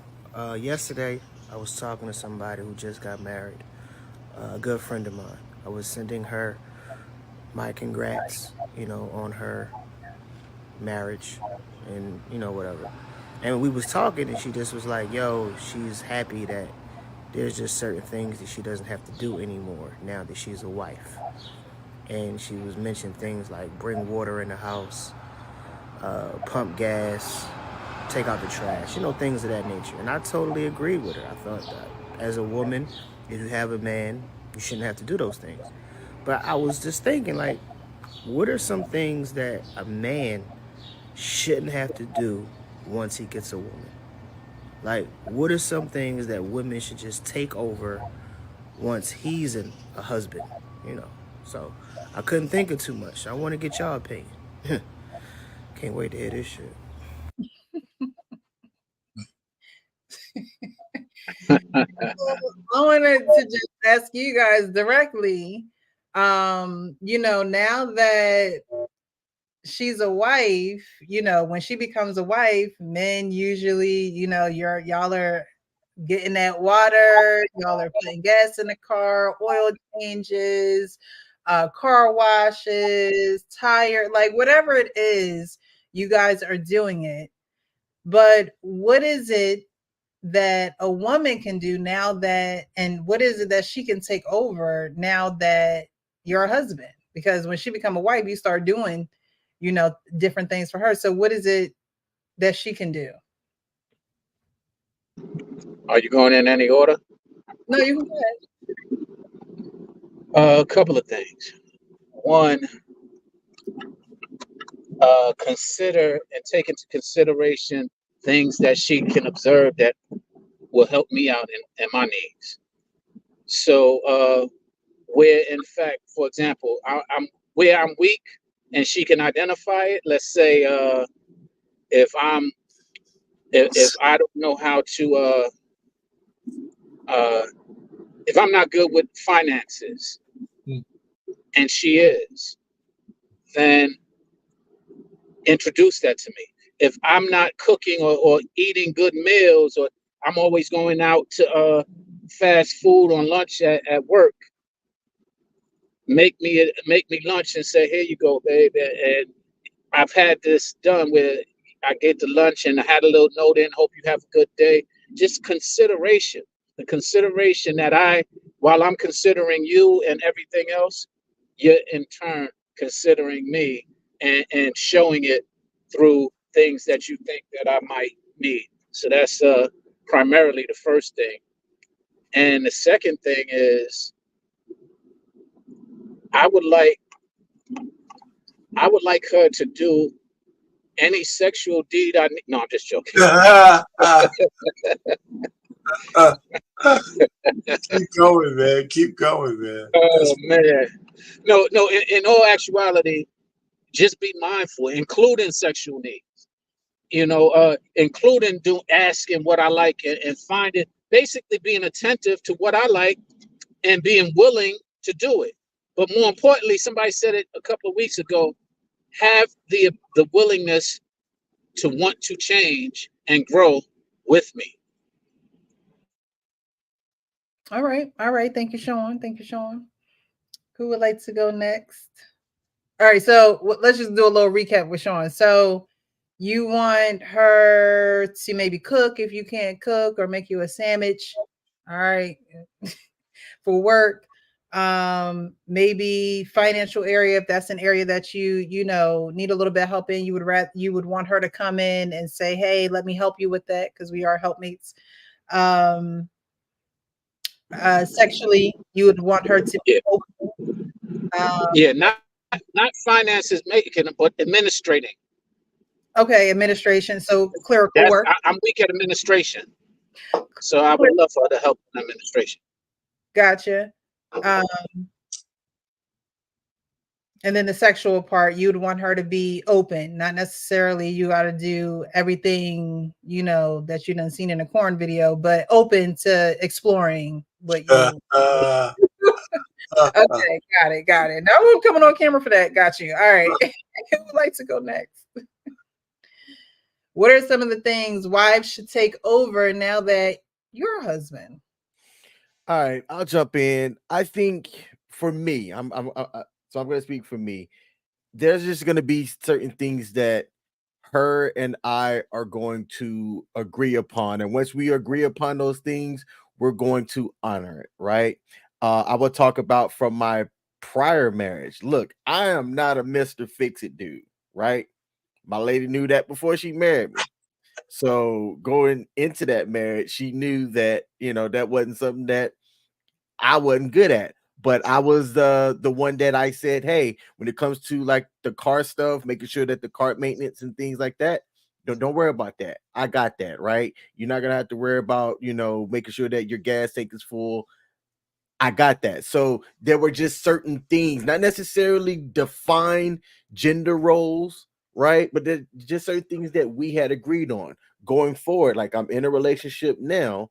What me and Michelle talk about and what my expectations are from her and hers from me, it's certain things. Specifically, I'm not expecting her to have a hot meal, you know, every time I come home or whatever, you know what I'm saying, or things like that. What she has told me is that she said, hey, look, while I'm not the best chef in the kitchen, I will make sure that you are fed, you know, however that works out, right? And I'm thankful for that. That's something that I don't necessarily have to think about. So it's just some things that she takes off of my plate that we agree on, and other things that I take off of her plate that, you know, she agrees on and accepts. So it depends on the agreement that you have with that person. Okay. Well, let me just go ahead. You know, one of the things I look at on these YouTube streets that's lacking is with women with all these high standards of what they want from a man, but it's very seldom that you'll hear any of them say what they're going to give in return. So I like the video that the guy talked about. The only problem is that I would never get married to a woman unless I know what she's committed to give me back in return. Bingo. Never. And, you know, and one of the things I love about YouTube now is that it helps me reflect on my life when I got married to my wife. I was not that sophisticated. I could articulate it now, but it's divine intervention that I was looking for certain things that sustained us through the years when I found her. Now, you know, everybody said, well, it was a different time back then. We had freaks back then. It was during the sexual revolution back then. Everybody keeps forgetting about that. You know, from 60s to 80s was the massive sexual revolution. So it's not, you know, so all I'm just trying to say is I got blessed, not lucky, that I was able to vet a woman. So all I wanted from my wife was respect, exclusivity, and access, nurturing my children and being willing to take my leadership because I wasn't asking. I was just assuming it. And so those things was what she was willing to give me. And in return, I give her everything. My wife has everything I have to offer, not only while I'm alive, but when I'm dead, she won't have to go back to the streets. Women don't make those kind of commitments to men. You know, so all I'm just trying to say is, you know, so if you don't got some of that kind of straightened out when you want to cleave to a woman, then you know that's on you. You know, so the question itself was a good question, but if the guy got married without having some understanding of that, that's where he made a mistake. I'll leave it there. Okay. I gotta bring up when guys, I didn't get to see Mrs. Payne, but I got to hear her. Our Payne was on Hamp's show last week. Was it Friday? I think it was Friday. Yeah. And Ham was up there for a while. He was up there for like 6 hours or whatever. But at one part of the show, Miss Payne came on the show and they were talking about how many times that has R-Pain and his wife gotten into an argument, and it was about 3 or 4 times or something like that. And R-Pain remembers it that he won every. But when Mrs. Payne came on the mic, she was like, "Well, 3 or 4 fights, I won them." But what I found special about that is when love is in a room, you could feel it, and you don't have to be near it, and you could tell that the love was there just by her being near him and them both communicating, on their own accord. They weren't, swaying one another to say anything. But when you're around somebody, you start looking like them, talking like them, sounding like them, all that good stuff. But you could just tell they just had a beautiful love. So we might have to get that one-on-one if Miss Payne. I put my neck out there, because it was completely impromptu, And I said, "Oh my God, don't say the wrong." I was thinking to myself, because they throwing up gang signs when you went like this. I was trying to do the hard thing. I couldn't do it. I said, "You know what?" Because she was like, "No, he's flashing gang signs." Like, come on, fellas. I was trying to do the hard thing. They were saying he was nervous. Him put that behind his firewall. Oh, really? Yeah, he put that whole video. You gotta join his thing to get that one. You guys definitely gotta subscribe, whatever you gotta do. But it was a great display of Black love, and to show that it is possible. But great job, R-Pain. I'm glad I was able to, because I'm usually I saw. Okay. You was tense. I saw you. When I was what? Yeah. Oh, your shoulders was high. Yeah, okay. I was tense. You know what? I was. So, oh my God, don't end it all for me right now, baby. Don't do it. Man, we got some people seen it. He's tense right now, just speaking about it. He looks nervous. My good. That's my baby, man. Leave my wife alone. I can see R-Pain. Go ahead. I know that too. I'm sorry, I didn't mean to interrupt the time. No, so shout out to R-Pain and this old lady. As far as me, I believe in gender roles. So I mean, some people says chaotic. I mean, a caveman mentality. I don't give a shit. I don't do nothing in the house. Clean, none of that shit. No, I'm not doing that. So she's gonna do all that, and I do everything else. So King said he's not Mr. Fix guy. I'm that guy. So if I can fix it, I'm gonna try to fix it, as long as it doesn't violate the warranty or the insurance. I'm gonna try to fix it. Where's from the hot water heater, changing the battery in the car, do what I gotta do. I'm gonna do that. Make sure the yard's manicured, taken care of, and all that good stuff. Make sure her car's running right. Speaking of that, I gotta switch her Texas tags over to her Kentucky tags. I gotta make sure I do that. So all of those little things I make sure I do. She don't have to worry about that much. She don't have to worry about stuff like that. That's not gonna be a problem. But again, I'm not doing those other things because she's taking care of it, because I believe, and she believes, we both believe in gender roles. So there you are.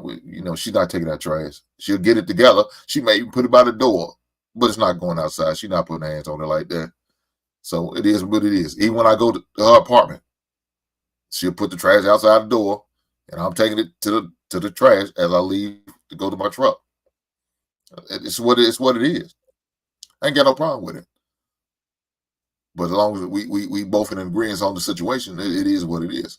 And the part about the sex thing, I mean, that's not a problem. We both love it, and we both make sure we are well taken care of. She meets the requirements of minimum 4 times plus a week, so that's not an issue.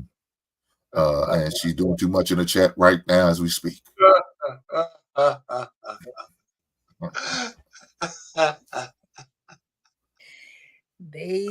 Toledo, they're ready.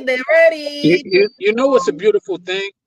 The fact that your women, both Payne and Hank, are supportive of what it is that you're doing, and without and King, I'm sorry. I would say, hold up. I'm sorry, King. I'm sorry, King. Kenneth and I, we got work to do. And I saw why you got work to do the other day, Ken, when you had that lady, when you and that lady was going at it. But but no, seriously, it's good to see that when couples support one another, even if they're not physically present or in the chats, they're there supporting whatever it is. And that's another quality that I think, and part of what I was saying, just consistent consideration of one another. Yeah. The actual King Smith put in the chat, oh, I neglected one thing. Michelle says she does inside stuff. I do outside stuff. That was our agreement. And usually that's how it is. I know growing up, like my dad wasn't the fix it type of guy, but he was the guy who had the money to get it fixed. You know, my mom always said you want to be with somebody who can either fix it or pay to have it fixed, you know. But I like men who use their hands. I don't know. It's just something about a man who uses his hands, or you know, that will learn how to do something, or will, you know, hang something, hammer nails in the yard. I think that should want to make a woman even more motivated to take care of you, just because of the hard work. You know, it's something about seeing hard work. I think work that men do, no matter what it is hard work, because shit, I don't want to be doing it. But but it's something about seeing the sweat in the hard work.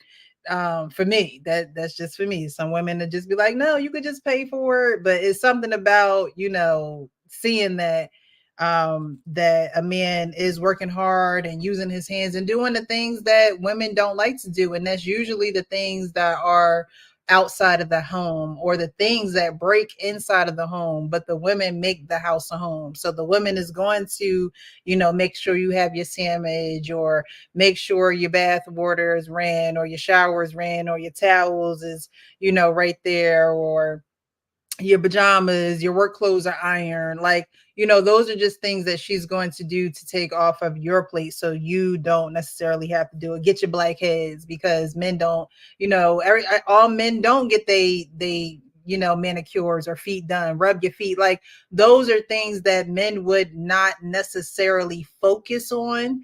You'll get to it when you get to it, but a woman would be a little bit more prioritizing that for you, because it's part of self-care. And if a woman takes care of herself and you are an extension of her, she's going to want to take care of you too. She's going to want to give you that type of treatment every now and again, or occasionally, because it's just needed. So I think like Sean says, it's good that, you know, we have men on the panel that have women to support them. And it doesn't seem like any of them do it with any type of, you know, strife or pushback about it. And women are going to be women. We're going to get in our emotions. We're going to get in our feelings. But the one thing about women, we just have to communicate those things, because men are pretty simple. It's just like, you know, you don't feel like being bothered to say, okay, cool, I'll go hang with the guys. Like, all right, you know, you don't gotta say, you don't have to repeat yourself twice. But I think it's when we're not necessarily communicating is what sets us back. I love taking care of him. It makes me feel good when he is taken care of, and I benefit from it tenfold. Yes, it makes women feel good to take care of other. I mean, we're just nurturing creatures at heart anyway. So while it's helping you, it also, you know, helps us as well. Tarika says, absolutely. Nav says, Precious, I've heard that before. Literally just mounting a TV or putting my girl's furniture together while she's cooking. That shit is real. They be like, yes, because it's just like, I can't do that. And I appreciate you so much, because I can't do it. Like, you know, it's just that's the yin to the yang, right? She cooking, you build it.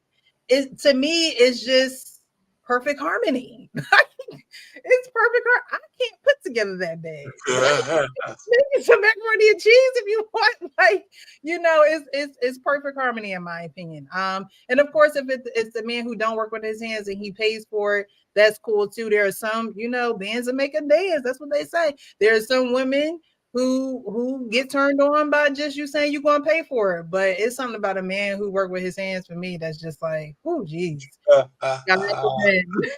But you let all your secrets out, Precious. Look, They're out there now. I'm just saying. I know there has to be some women that feel the same way. Like it's something about a man. Oh, no doubt. Sorry, it just is. That's to me old school. That's old school. The guys back in the day did not mind getting dirty, rolling their sleeves up, getting underneath that car. What you need, baby? Let me get a paper towel. Like it's just to me that I don't know. Woo, that's funny. So I have a funny story with that. If y'all want to hear it. Yeah. Do we have a choice, Sean? Do we have a choice?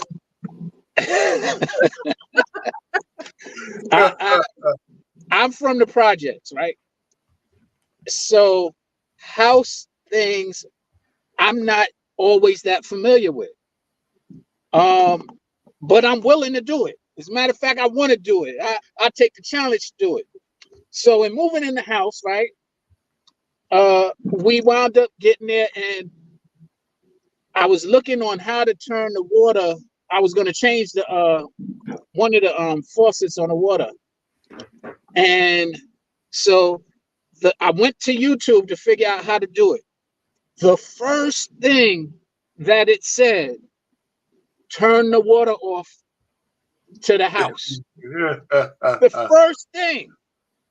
So I'm sitting there, and then they said to screw it. So I'm sitting there screwing some of the stuff, and it seemed like, oh, okay, well, you know, it's not going to be an issue. All I'm going to do is it's not coming out like that.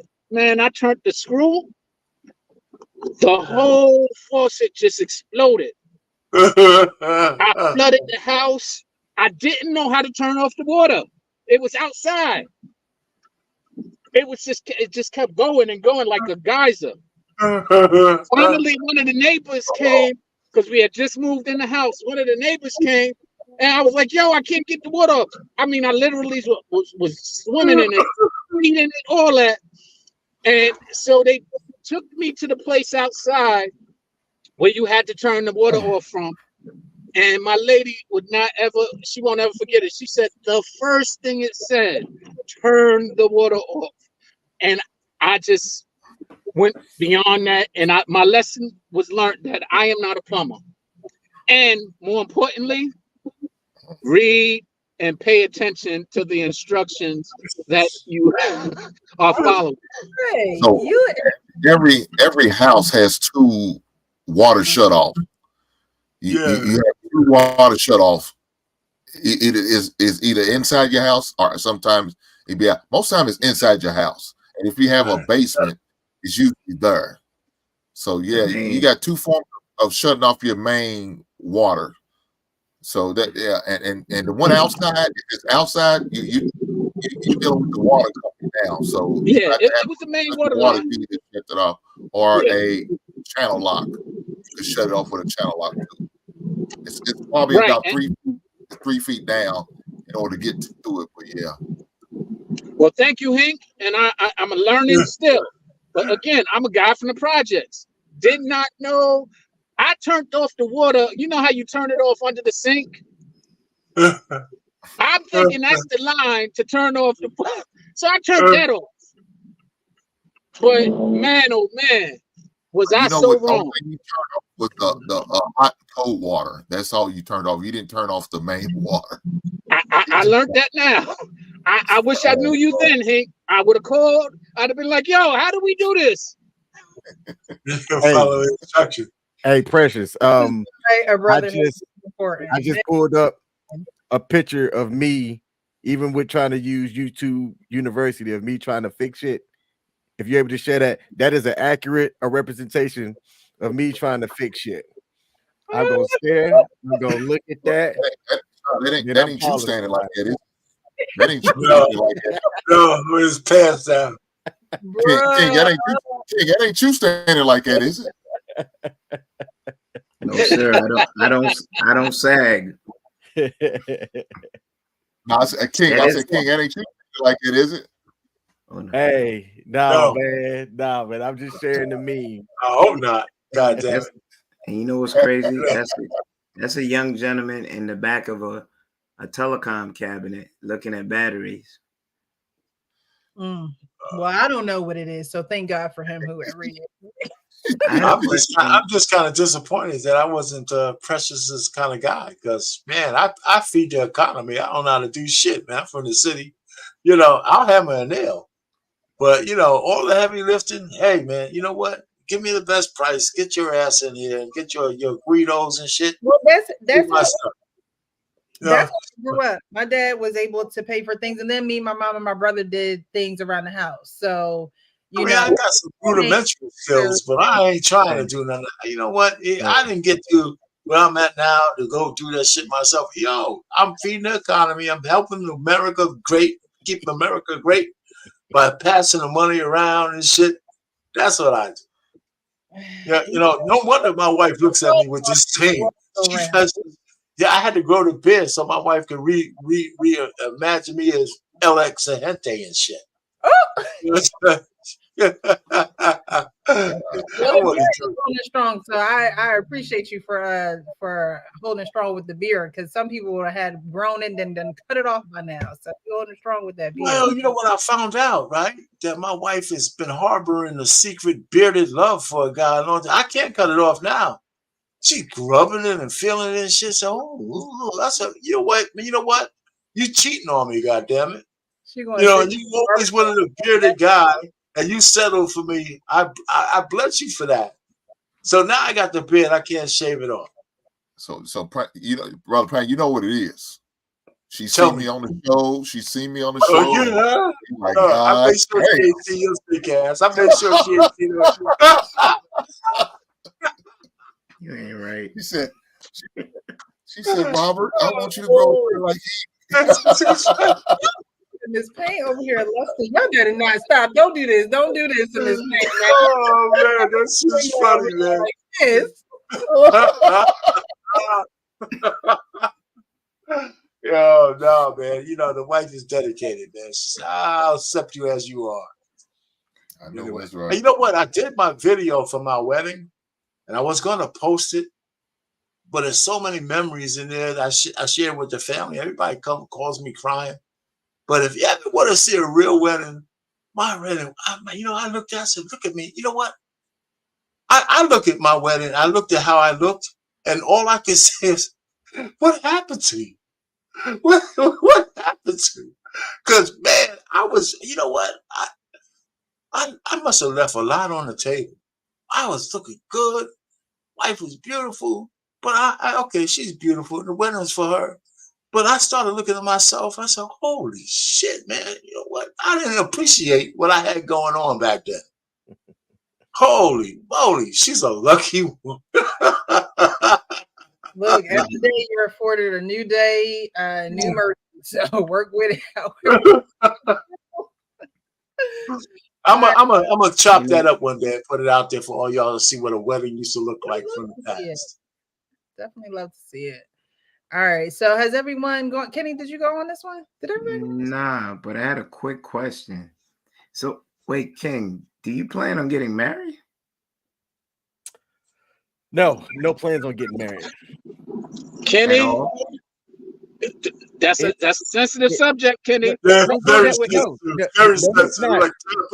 No, it's not. People have said that I've said the word never again. And I'm like, no, I have never said never. I have always said highly unlikely. While I do not have plans to get married, the answer to your second question is it is not off the table. Yet, my lady and I, like, a marriage is just like a contract. We have a relationship contract. We've shown that piece of paper to the people. You know what I'm saying? So we have some solid building blocks that if it were to be a conversation that her and I would have, I'm not afraid of it like how I was 4 years ago, but it's not a topic that we're talking about actively. And King, I want to say this. She's a special lady and appreciate that, because if she has the patience to understand your point of view because of, your past scenario, that's a real quality that I think I hope that you cherish. Let's say that.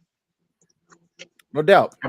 I bring it up quickly to understand that from what you show or what you permit us to see, it looks like you have a strong bond, and I'm all for that because I get lumped in the head even by Hink and them other guys about my stance on evaluating what is perceived to be a marital contract and how things are supposed to go. We look at biblical, we look at contract wise, we look at how Western to Eastern ways of it, just having the conversation in good faith.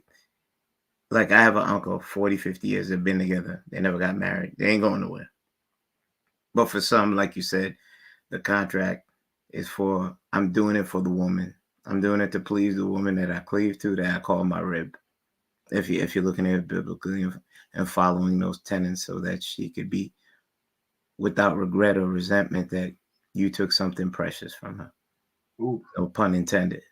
So that is why I ask. As for staying on the question, if that was me in that situation and I chose to take the vows, I would have to adhere to them.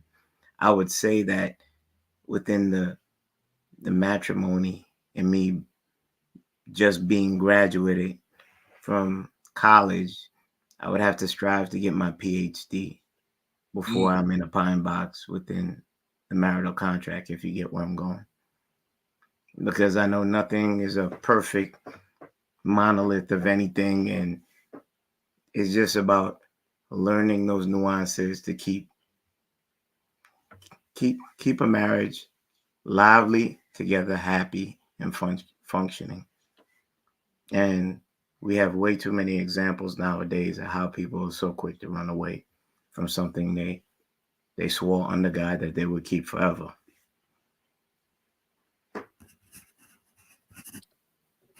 So, did you answer the question though? Of what are some of the things the wife should take over when you become a husband?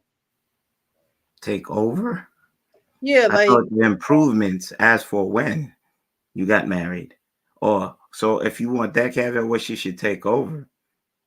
Yeah, so as a single woman, you're carrying the water in the house, but as a married woman, now your husband does it. So are there things that you would want your wife to take over now that she's your wife and you're her husband? It's hard to answer that because it's too broad a brush because we don't have the traditional values anymore. But I would want her to be my helpmate. I would want her to be my rib and my support system. So I can't pinpoint exactly what, because different marriages have different dynamics. But I would want her to be there for me. Gotcha. But think about Kenny, right? Oh, me, personal. Oh. Yes. So think about the things that I think this may be hard for some men, and I'm not saying you personally, Kenny, but for some men, because you guys are okay with simplicity, right? You're okay with doing things very logically and not, putting too much thought into it to the point where it's going to stress you out or throw off your plans or whatever. Like I was watching a lady on Instagram and she says women plan fun, men don't. That's not true. You could, primarily, okay. Single men can call they boys, and be like, hey, what y'all doing? Whereas women will be like, oh, well, next week I'm free and I'll be able to go have brunch with you. It's just men are more so spontaneous. Spontaneous, right? And so women are more so detail oriented and trying to figure out what's going on. So I think it may be hard for some men to answer this because I'm not saying that men don't take care of themselves. I'm not saying that y'all don't take care of yourselves, but the detail is not as though it would be as if a woman was around. To me, it's just not. I don't think so. I get what you're saying, so I can make it short and sweet. Mm-hmm. I like when a woman pots my bumps. I like when I can have a woman that isn't afraid to do like spontaneous stuff like skinny dip or do something on a bucket list, pick up and go. I would like a woman that has no problem rubbing my feet. Mm. Most women wouldn't dare touch your feet nowadays, despite what a lot say. I can imagine how crusty they are. Nah, mine's is nice. Sorry about you. I remember you used to walk barefoot to school. Put no work into Myra toes. Say no, I'm just kidding. You took a shot, Paul Payne. I know you used to walk barefoot to I'm school. sorry, brother. I was just thinking about Shaq for a second. You know I'm gonna get. Oh, they should tell you about me. Shaq like is me. Or Jamie Foxx's feet in that damn movie. Oh my God. Okay, so foot rubs, you know. I'm simple. Care. You don't have to do much. Just give me peace. You can pop my bumps. You can give me a foot rub and cook a meal occasionally. I don't need it every day. Right. Just those simple things. And I'm good. Be my pieces first, but never look leader. Yes. I value that. First and foremost, that is that Michelle knew that from the get-go. And Sean said something earlier. One of the reasons why her and I've worked out, for those of y'all that don't know, I didn't want to be in a relationship. Yet her and I remember when you was on them dating apps, like, y'all read this mess. Yet her and I came together when I was in a fantastic spot, right? And I did see, especially after being out on the dating streets, that she was an honest person. She hit me with honesty from the get-go. I didn't get a representative. I got her. And I instantly saw that. And it was one of the reasons why, even though I'm like, I don't want to be in a relationship, I don't be in a relationship. I ended up being in a relationship because I saw some fantastic qualities in her. And here we are like 19 months later. That's nice. It's good.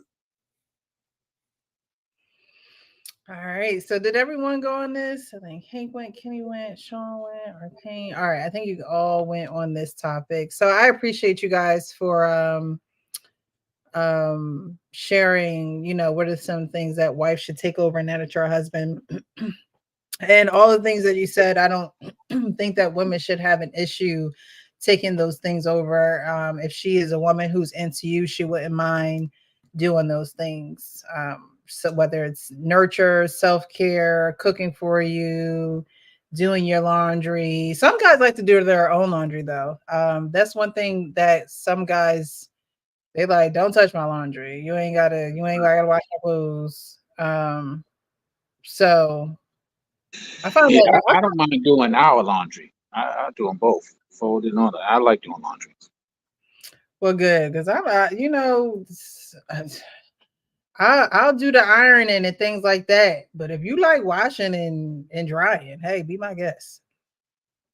So that was interesting to me. I don't find a lot of men that like to do laundry, but on these YouTube streets, I heard a lot of men say, "Oh, don't do my laundry," and it's almost like, what's up with your clothes? Like, it's almost. I'm gonna say it because they don't want them streaks to be seen. No, actually, it's not that. No, it's a metric, right? Everybody has a different metric on when they need to wash clothes. For me, it's like how many drawers I have left. If I have one drawer, just one piece of underwear left, it's time to do laundry, right? So my wife might have a different metric. My kids might have a different metric because as soon as they learned how to use the washing machine safely, they wash their own clothes, dry them, and all that shit. So, so everybody's different. I didn't need my wife to wash my clothes. I've been, I've been washing them for my whole, into my 20s. Why would I need her to take this shit over? Now, I don't wash any dishes. I don't do dishes.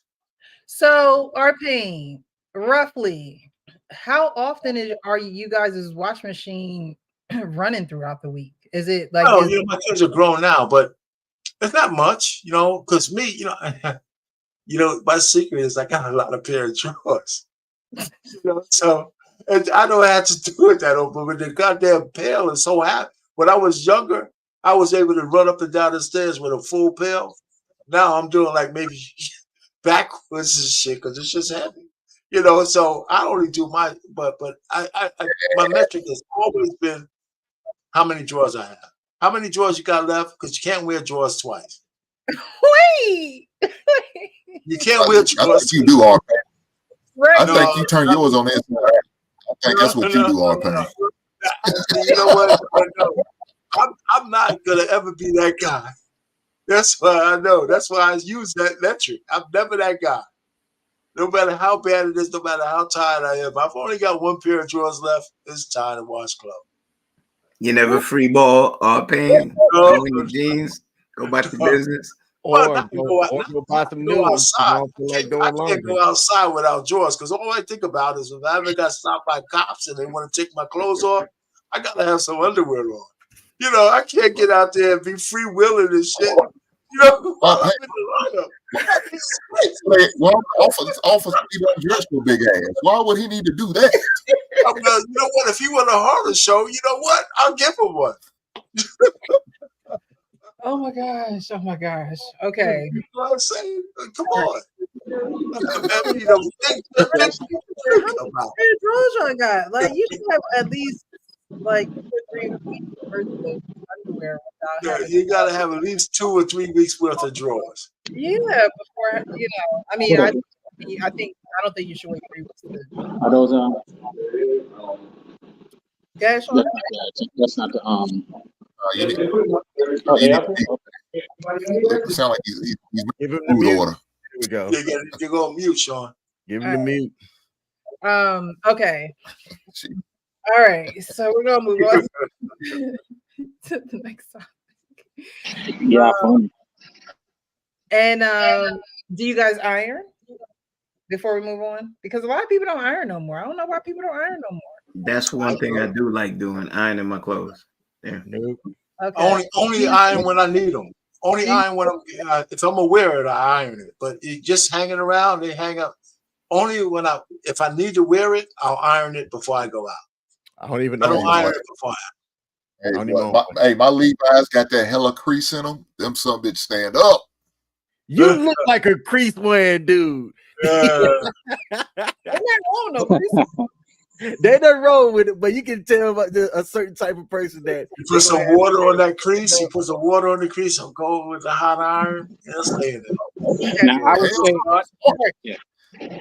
say that after I did the laundry, she would iron for me. She would make sure that I don't go out wrinkled because I don't have that much decorum when it comes to that. But she would make sure I'm coming out clean. Oh yeah. Don't do the wrinkle. Yeah, I iron it, even if you don't want to iron it. But we're not going out wrinkled. We're not doing that. R-Pain's too lazy. He gonna throw his in a dryer and hopefully dry out the wrinkles. No, I iron. I got an iron in my bedroom. I have an iron board always up with an iron. I got like 6 irons, and I don't know where this shit came from. I mean, you know what? Somehow you just telling on yourself as you trying to make a point. You telling on yourself. Listen, man. You know, after years, you accumulate irons, and sometimes the light goes out, you get a new one, and this, and you know. So I just haven't thrown them out yet. Are you a horse? No, they're weapons now.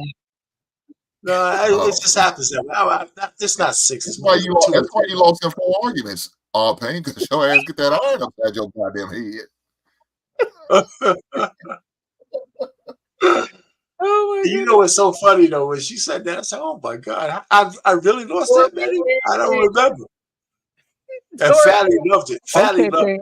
I understand why you was looking behind your back when we started talking about your wife.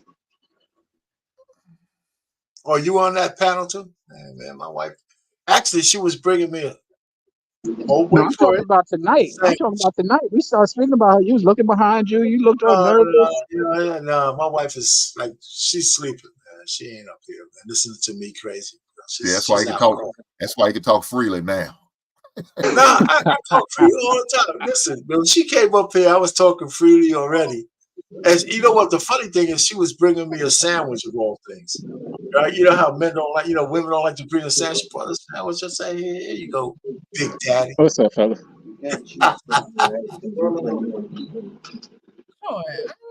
Hey man, it's fun being married. I don't know about you guys, man. My life is so uncomplicated. I don't know what to say. As it should be. Life is not that hard. It's not as hard as people make it. It's very simple. You get along, love each other, and communicate. All right. So we are going to move on to the next topic here. Someone actually sent me this video, so I wanted to go over. I thought it was actually good. So we're going to go over this one next. After this one will be our last one, then we're going to close out. Agenda, right? When we look at the dynamics inside of an unhealthy relationship, I think on a practical level, those type of relationships make it easier for a person to sustain with the tools that they developed, right? A lot of people have developed tools in unhealthy relationships, so reference from unhealthy relationships, so you don't have to stretch and evolve and change and sacrifice any type of version for yourself for an unhealthy relationship. You can keep being argumentative, you can keep being small-minded, you can keep being inconsiderate, you can keep, you know what I'm saying, you can keep being codependent if that's the issue in an unhealthy relationship. Whereas a healthy relationship, like you saying, it's like, nah, bro, you're not about to just yell at me, dog. Like, we gotta have a real conversation. Like, no, we not doing the silent treatment. Like, if there's an issue, let's discuss it or plan to discuss it, you feel me? And it's like some people don't necessarily have the tools to be a partner in a healthy relationship, so it's convenient for them to stay in toxic situations. It's convenient for them to say it's also convenient to continue to blame the partners that they entertain and that they choose. It's not that convenient to say, hey man, I'm actually not trying to do the work to develop into a healthy partner. I'm not trying to become emotionally available. That's why I keep entertaining men that give me half effort or women that give me half effort, you feel me? I don't get it. He said a lot, so I'm out. You can't cop out. You gotta say something, King Smith. He pretty much is saying that people are, because of unhealthy relationships, people are not growing in unhealthy relationships. They're using that as a crutch to actually stay in them, and they don't develop new skills or any type of maybe conflict resolution skills in order to advance their relationships. They use it as a crutch. They blame other people instead of getting the tools in order to have a healthy relationship. So I'm gonna play it one more time, and then we'll go over it, okay?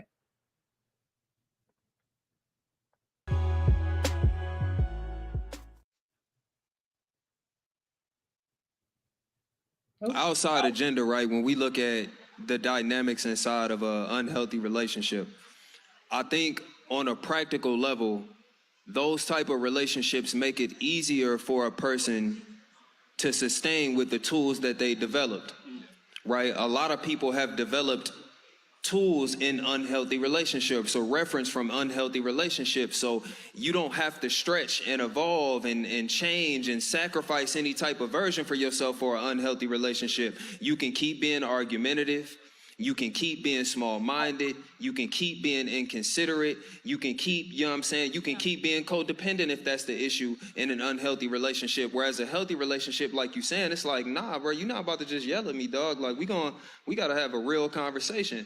Like, no, we not doing the silent treatment. Like, if there's an issue, let's discuss it or plan to discuss it, you feel me? And it's like some people don't necessarily have the tools to be a partner in a healthy relationship, so it's convenient for them to stay in toxic situations. It's convenient for them to say it's also convenient to continue to blame the partners that they entertain and that they choose. It's not that convenient to say, hey man, I'm actually not trying to do the work to develop into a healthy partner.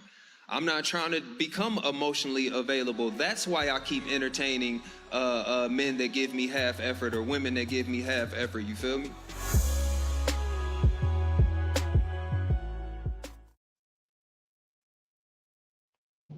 All right.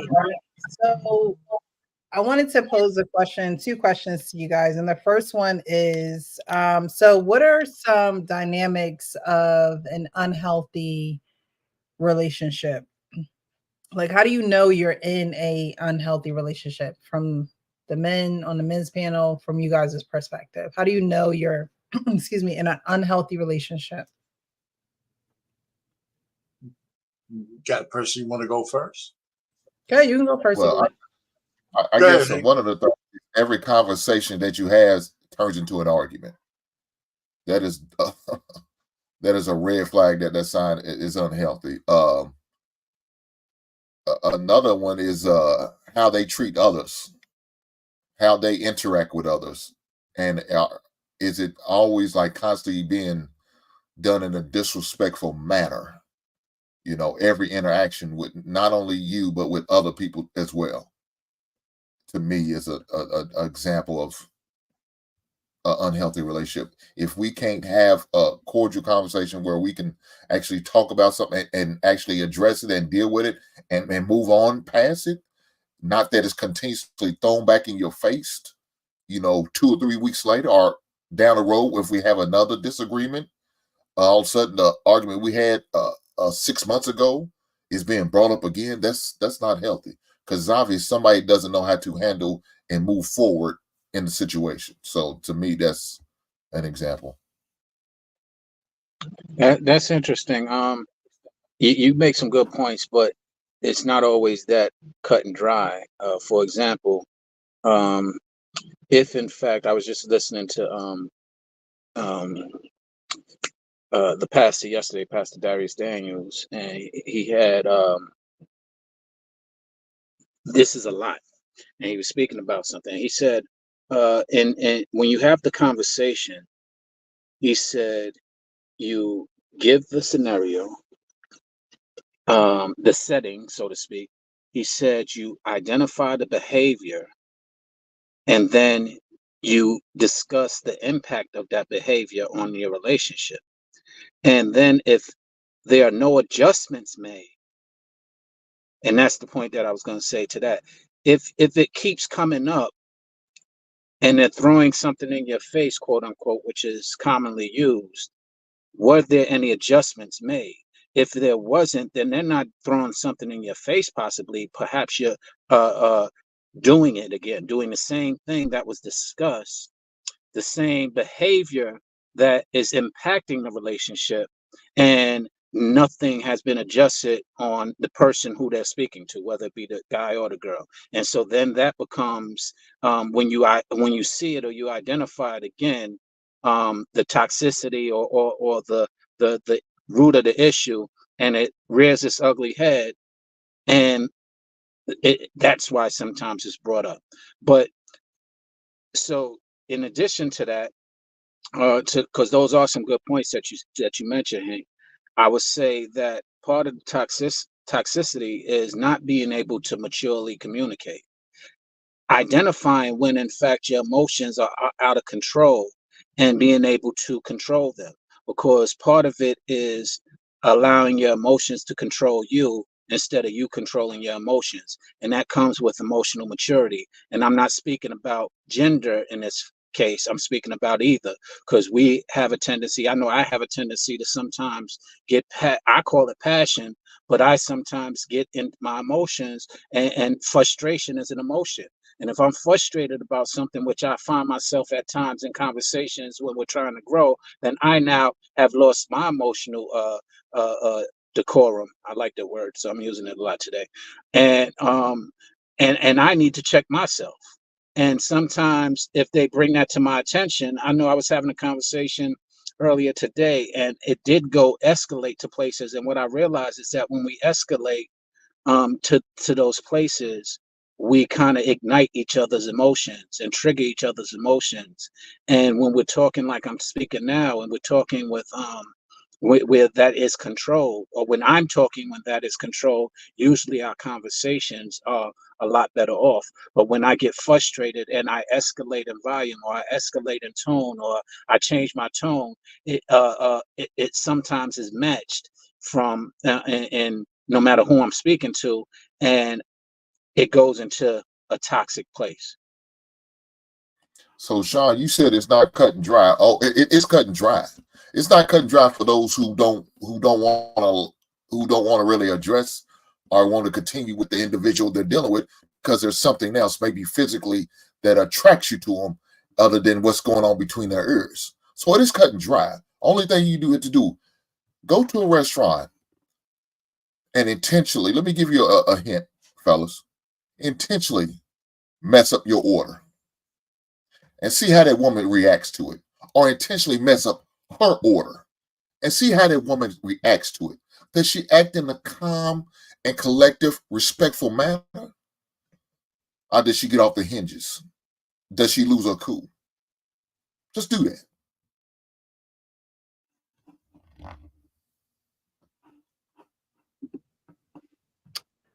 Kenny?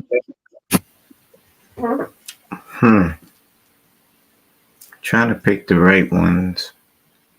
Like Sean was on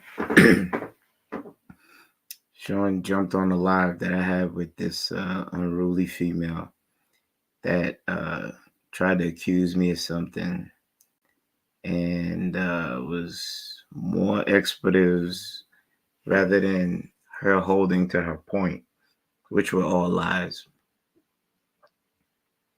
I think a woman with a contentious spirit and a forked tongue is something that a lot of men deal with nowadays.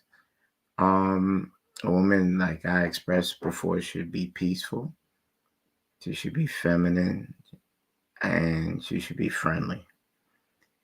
And a lot of women, females, need to be promoted to women by these women that have those traits and tug their sisters up so that they can be in a better position in our community to fetch and keep a man.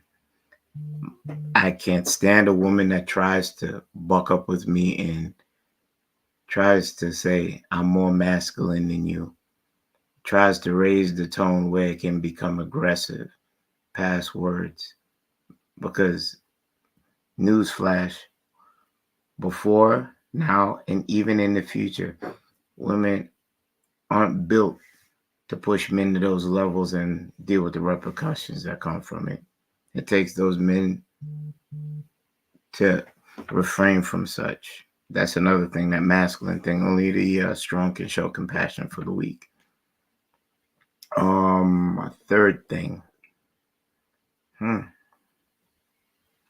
Small subsect. I'm not talking about all. Stop beating up our men. A hello should not be a dirty word. Learn to uplift. I see in this life, from my eyes view, a lot of women, they're subsect. They prefer boo you than lift you up. They look for your downfall or to drag you into misery. And we need to get that out. As men, we need to band together and also say that's enough. I digress.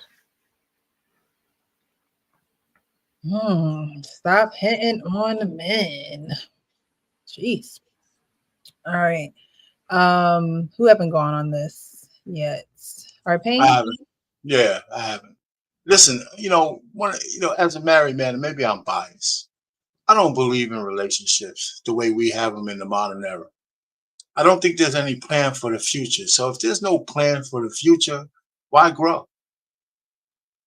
We're just dealing with each other. We're banging each other. We're doing these things. Maybe we might even like each other. But what's the emphasis to really grow and expand? Right? What's the man? And the only reason why I say that is because the very first time I took out my wife, and it has nothing to do with the time frame we were in, I had my fill of girlfriends. So I asked her, I said, listen, I don't want another girlfriend. I don't want another girlfriend. So what are we doing here? Are we going to build something? Are we going to, and she was down with it. I didn't propose to her, but I said, are we going to build something? So unless you're building to some kind of higher plane, what is the emphasis to grow? And that's what my man was talking about. Both men and women. It has nothing to do with just a woman or a man. If we're just kicking it around, we like each other for the moment, but there's no plan for us to actually be together for a lifetime, why should I grow for you? Why should I do anything for you other than just give you my body and, have a good time and go out? Everything, we're just playing games, right? So that's why I think all this horse shit about relationships in the modern era now, the way people treat each other and all the social media and all, I think they're a waste of time. I mean, you might like somebody, that's fine. A man or a woman, you might like somebody, but don't fake yourself out. If there's no future, you're just biding time. I completely agree. Up and down, up and down. I completely agree. All right. King, did you go on this one? What's the question? The question is, what are some dynamics of an unhealthy relationship? Excuse me. Like, how My do you biggest build your thing, unhealthy relationship? the biggest thing that I've observed is both parties not being willing to listen. And I think Hink and even Kenny touched on it a bit. It's just it goes as simple as not able to communicate effectively to the other person, or them simply just not trying. The example that you showed, whether it was a skit or not, of that mom coming and just the way that she was talking, she wasn't there to listen to nobody. You know what I'm saying? And that man also, I don't think he could have gotten his new wife or whoever she was. She wasn't really listening to him, get that point either. So I look at that as an example of a healthy relationship, and that's one of my top markers for an unhealthy relationship. And you can easily see it now, or I've gotten to a point where I think I can easily see a relationship and observe the way that they communicate with someone and go, that shit ain't healthy.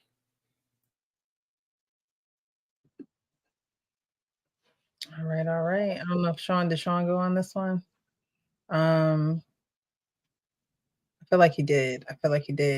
All right. So my follow-up question, because the dynamics of an unhealthy relationship or how do you know you're in an unhealthy relationship? I believe someone said when you're arguing all the time, right? You're always rehashing the past. You can't move on. You can't move towards the future. But I really like what Arpine said as far as, what is the goal here? Do we have a purpose? Because if not, as long as we splitting the rent, I guess we both happy. At this point, I ain't got to pay 100%. You ain't got to pay 100%. So like the guy said in the video, if you're going to blame the other person, or if there is no reason for growth, why would you grow? Why would you get out of your comfort zone and, try to grow? But my question is, how does the convenience of toxicity hinder relationships?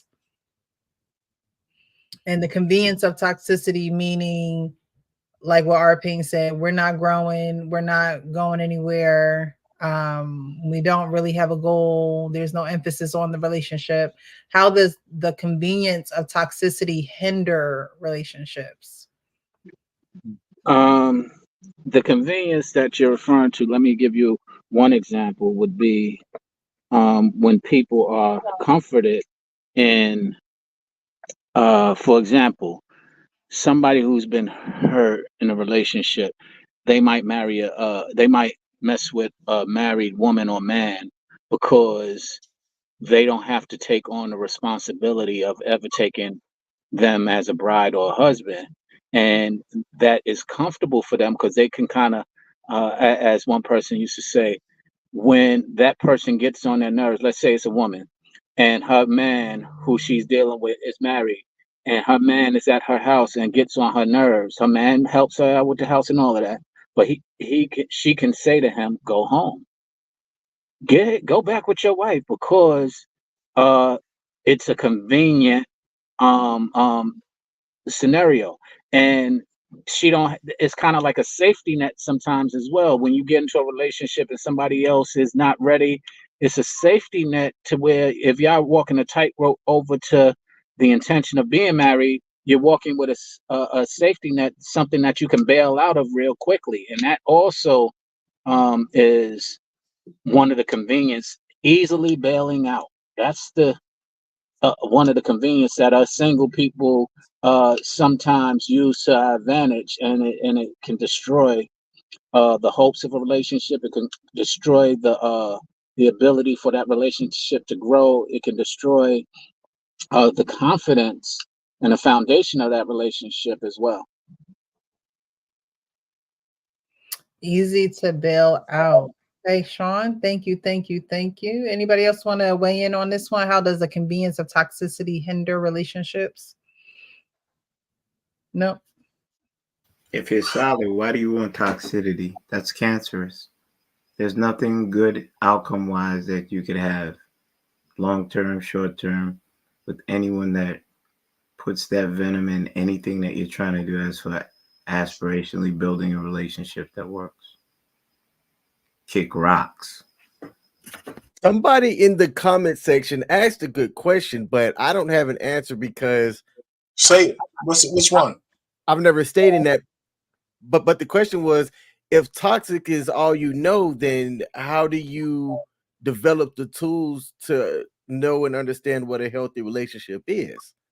And I don't have an answer for that. Well, that's a good one. You know what? But that's easy. You know, one of the things that makes us grow is if we have a frame of reference to bounce what's good relationship against a toxic one. And that's a good question because a lot of people don't have that frame of reference. However, that's still not an exact excuse, because if your mind, your body, and soul is hurting because of the relationship you're in, we have the ability to intuit that what's toxic and what's not based on how we receive what's going on out there. Now, we might not know what it is, but if you're always, you know, in a stressful situation with a person, whether you call it toxic or not, you know it's not good for you. Right. Even if you haven't seen what is good for you, you kind of feel what's not good for you. It's like that pornography. I know it when I see it. You know, that kind of thing. So, I mean, we're special beings as humans. You know, we know dangerous situations, and we decide, you know what, maybe I won't walk down that alley tonight. You know, I mean, we feel those things. You know, if you're, yeah, maybe I don't want to get too deep. Anyway, so we know when we're in a situation that's not good for us, but just because we don't know what's better for us doesn't mean that we have to continue down that path. And that's why some people are able to bring themselves up the ashes, because even though in the absence of good shit, they just start to reject the bad shit until they start to see what's good out there. And it happens. Not all the time, because the environment plays a factor, but it's there. You know, it's there. Because as far as my life is concerned, I'm thinking nobody told me a lot of shit to do in my life. You know, I'm not special, but somehow I call it divine intervention. And some of us, if we're connected, we kind of know what's good for us or bad. I came up in the gang era, came up in the graffiti era. All my boys were riding on trains. They would go out at night onto the subways, crossing the third rail to write shit on the. I said, that's just stupid. I'm not doing that. I'm not doing it. You know, so I don't know what stopped me from doing it, but I just thought that was just dumb. Right. And life will teach you too. You know, you if you don't have the tools, or if toxic is all you know, then life will deal with you real soon, real quick. Because being toxic, you're putting yourself in a loop of chaos and confusion, and you're not necessarily going forward. You're continuing, you know, on the repeat wheel with toxicity. So if that's all you've been presented with, and that's all you know, then that's when you have to reevaluate, you know, where you grew up, your surroundings, who you grew up around, who was in your house, who wasn't in your house. And like Arpine said, you know when something isn't right. You know when, you know, the crowd is doing something that they shouldn't be doing, and blaming it on having, you know, parents that weren't there, or the case, whatever the case may be. At some point in life, you do have to pivot. You do have to say, okay, I am no longer a child. I'm gonna put them childish things, you know, behind me. And a lot of people don't put the childish things behind them, and they carried it into their, you know, adulthood, still blaming, you know, parents, or still blaming the way that they grew up, and things and things of that nature, not realizing that, you know, your destiny is in your hands. There's nobody to blame but you. So I know one of the things, I mean, for every relationship you ever had was toxic. That's not good. So, and we got to look beyond just sexual relationships. I mean, what about relationships with friends and your loved ones? Was all of that toxic too? That didn't give you an example on not everything should be toxic in your life, and how you have good cordial relationships with your friends, your classmates, with your co-workers, and notice that, okay, you can have actual people who are not like this. Maybe you need to diversify your friends. Maybe you need to diversify who you deal with. Like Real Rich said, you need to find a different a level of people. Go outside your neighborhood and befriend somebody that doesn't live in the same city as you. Maybe go a town over and find friends there. If you want to find something other than that toxic people that you raise up around and that's all you see all the time. Yeah, you need to do something different. Maybe even to pack up and move. Don't just commute. Move. Get up out of there. If that's what you need to do to surround yourself with different type people who are thinking differently, moving differently, and acting and communicating differently, do that. I agree with that wholeheartedly, and I'm glad you made the reference that it isn't just a romantic relationship that can have toxicity, and environment can cause toxicity, and toxic is so broad that we need to really give some more context to it, because you have so many layers of toxicity. And so in saying that, what you just said, for example, you don't always know. For example, when I came to California, I might have shared this story with you guys before. Um, I didn't realize I was toxic. I didn't realize I went to visit my father and my brother, and we was walking down Hollywood Boulevard. Somebody said hi to me, and I threw up my hands, and I'm like, yo, what, you want to fight? I didn't realize that that was abnormal. I didn't realize that that was something that uh, was a issue or a concern. My brother saw it clearly. He was like, "Oh my gosh, you ain't going back." I didn't realize that I was growing into that, because I wasn't a bad kid in New York, but the New York mentality was starting to rub off, and I was starting to grow into that. And so I didn't know I was toxic. I didn't know that it was something weird when somebody said "What's up," that they didn't mean "What's up" and was taunting or trying to get with me, that they was just saying hello. So I share that to say that there's a lot of times, because of our environments or what we are exposed to, we don't even realize that it's toxic. And to Hank's point, if I didn't leave that environment and see another I guess scenario that was different, I wouldn't have ever known. I probably would have known when I was either dead or going to jail, but I wouldn't have known otherwise, because it was just so normal in the environment that I was in.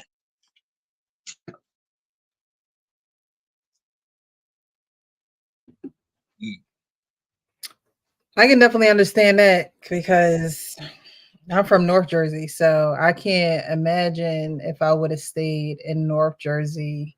I mean, I still feel like I have North Jersey in me, but moving to South Jersey was a whole different environment. It was a different pace of things. The city life, everything's fast, everything's on the go. There are a lot of people in your surroundings because you are in the city life, so you see people everywhere and you get used to being around a whole bunch of people, and so you take in a lot of culture. But then you move or I moved, and the suburbs, and it was just like, where everybody at? Why nobody outside? Why nobody enjoying life? Not realizing that the people that were enjoying life in Jersey City probably were enjoying the highest quality of life. Let's just put it like that. Okay.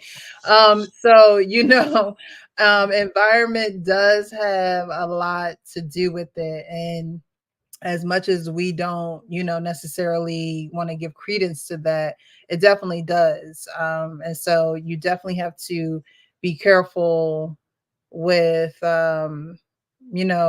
judging a book by its cover, because you just never know where people come from, who they've been around, who's been influencing them. And so, you know, the convenience of toxicity, going back to that, if you don't change your environment, if you don't take space, or if you don't have a certain proximity between you and that toxic environment and those toxic people, then you will not be able to have successful relationships, because it will be a never ending cycle of you doing yourself harm. And we have to get out of our own ways of doing our self harm and realizing that everybody don't mean us well, or, you know, there are people who are greedy or feel like they're entitled, and be able to, you know, just read the red flags of people a lot sooner than we are. Because again, that word convenience means you're comfortable. That word convenience means you're not trying to break out of what it is, you know, you need to, you know, grow from. And so you get convenient, it's convenient, you know, you get comfortable. And anything that is on its way to greatness definitely requires change, elevation. It requires you to be transformed in some type of way, and definitely not to be comfortable. That's for sure. Definitely, comfort is that does not are not friends with growth. That's just not how that works. So, did everybody answer this one? How does the convenience of toxicity hinder relationships? I think we all went on this one. All right. So, I appreciate you guys for rocking with us. It is what, 11:38. I do want to try to get out of here around 12. We'll say around like 12:10. But I wanted to go over this particular video. Tonight's title is "What Are You Hearing?" And what we're going to do is actually listen to this video that I'm going to play. Because it is a show on Showtime, I think they may flag the video if I play the video, but if I just play the audio, hopefully they won't. I did put together still images that will play as the actual video is playing, as you hear it. Of course, seeing the facial expressions and things of that nature does help, but you'll be able to see their expressions as it's playing. But again, just listen, because I'm gonna play it in the mic and it's not gonna come through as a regular video like I normally do. Just trying to kind of beat the system here. We'll see if it works or not. I don't know. But I wanted to play this video because I saw it, and it does come from the show on Showtime called Couples Therapy, excuse me. And I saw this one clip, and I'm actually going to have to dive in and look at these episodes a little bit more. But I saw this particular one and I said, wow, like my heart really breaks for this guy, because he, you know, a lot of men don't want to go to therapy. That's not something that men are just like, yay, sign me up. It's like, all right, drag me there. You know, I mean, you have some men that's like, all right, let's give it a chance. And then you have some men that's like, I'm only doing this because of you. Like, if this is what we got to do before we actually sign on the dotted line and file them papers, then hey, this is what I'm gonna do. But this man actually did go to therapy. He was vulnerable. And his wife was not having it, and you could definitely tell in her body language, the way she sounded, her tones. I felt as though her words just cut like a knife, especially if you have a trying man. You always want to give the trying man the benefit of the doubt, because a trying man don't have to be a man that's trying at all. He could just walk out on you. But this man is trying. But I do want you guys to listen. It does start off with the wife talking, and then you'll get the gist of the therapist's voice and then the husband's voice.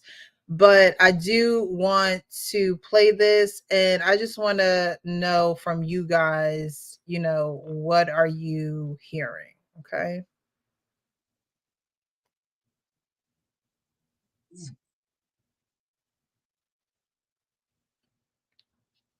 More important to me than all these. Rewind it. Would love it if he says, you know what, you're more important to me than all these other people. Mm-hmm. Is there a way that you can communicate to her that she is important, that she's actually the most important? I feel like anytime I tell her how I feel about her, she just Says, no, you don't. That's not how you feel. Or So part of you feels defeated. yeah, I try to reassure her with words. She either calls it bullshit or says, no, you don't. You know, I try to show her with small actions and things, and she says that's not enough, or that's not good enough, or this is what causes me probably the most stress and anxiety in this relationship is just trying to always figure out how to make her happy and always failing at that. Yeah. And yeah, I feel like I've racked my brain endlessly and I've lost countless hours of sleep over it and just trying to think of things to do and always coming up short. What are you hearing? Honestly, just a whole lot of whining. Yeah. That's why I hear a lot too. Yeah.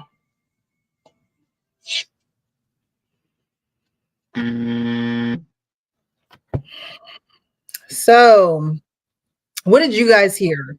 Because the therapist asked the wife what she heard. The husband, you know, as best as he could through all of his emotions, was able to, you know, answer the question of, hey, look, these are the things that I'm doing when she asked me, what can I do better? And these are the things, and she says they're not good enough. So what are you guys hearing from that interaction? He should divorce her. See, the only reason why he's still there is because he's looking at the economic analysis of it.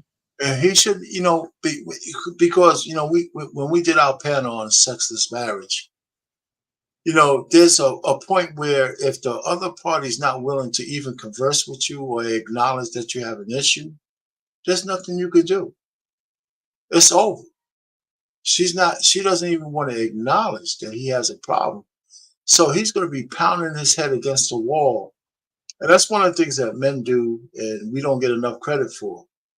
We'll try to save shit that doesn't need to be saved only because, you know, of the financial implications of us leaving.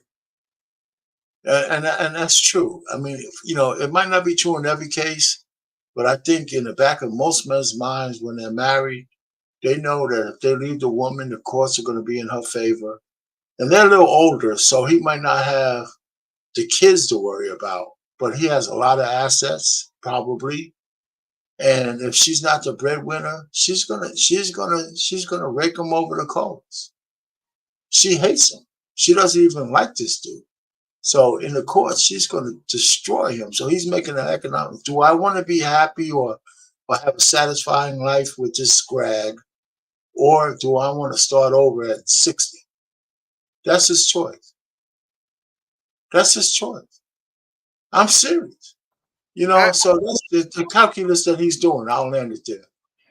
I know you guys couldn't see the video, but you could just tell, like he said, I endless nights of sleep. I'm losing sleep, trying to rack my brain over how to try to make her happy, which you can't make another person happy. You can add happiness, you know, but you can't make them happy.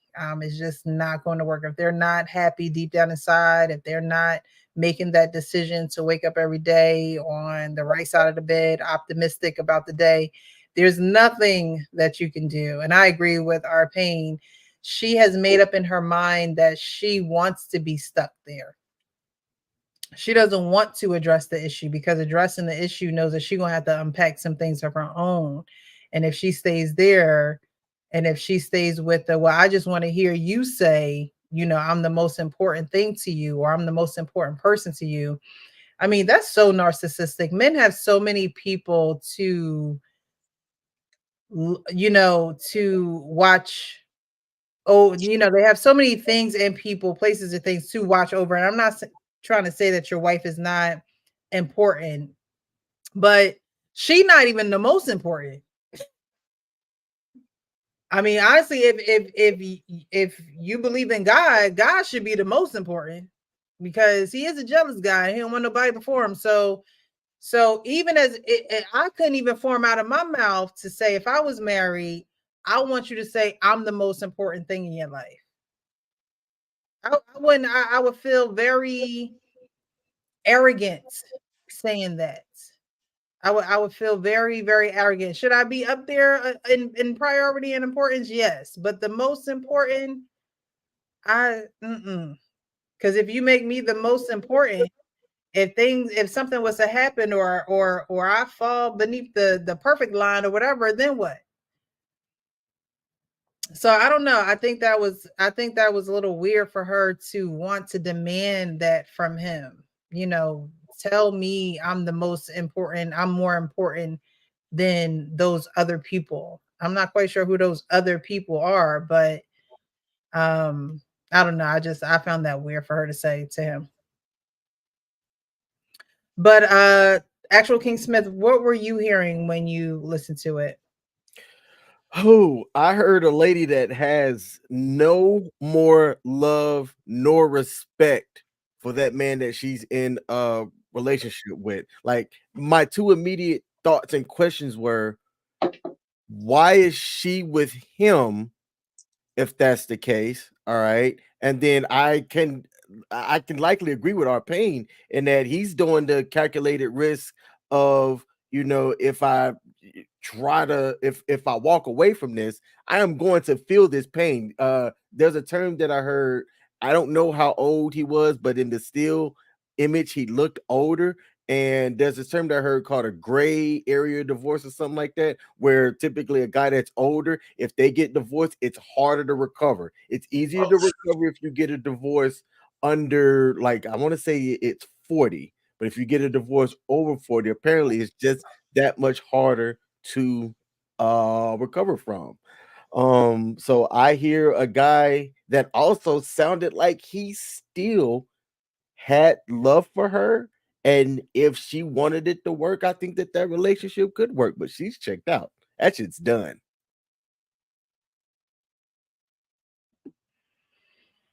I don't know. I think he sounds tired to me. He sounds like he's defeated, like the therapist said, like defeated. Yeah, while defeated, he still took the time to address it in what sounded like a very honest manner. He was honest in addressing it. I think somebody that's also checked out too, they would dodge it themselves.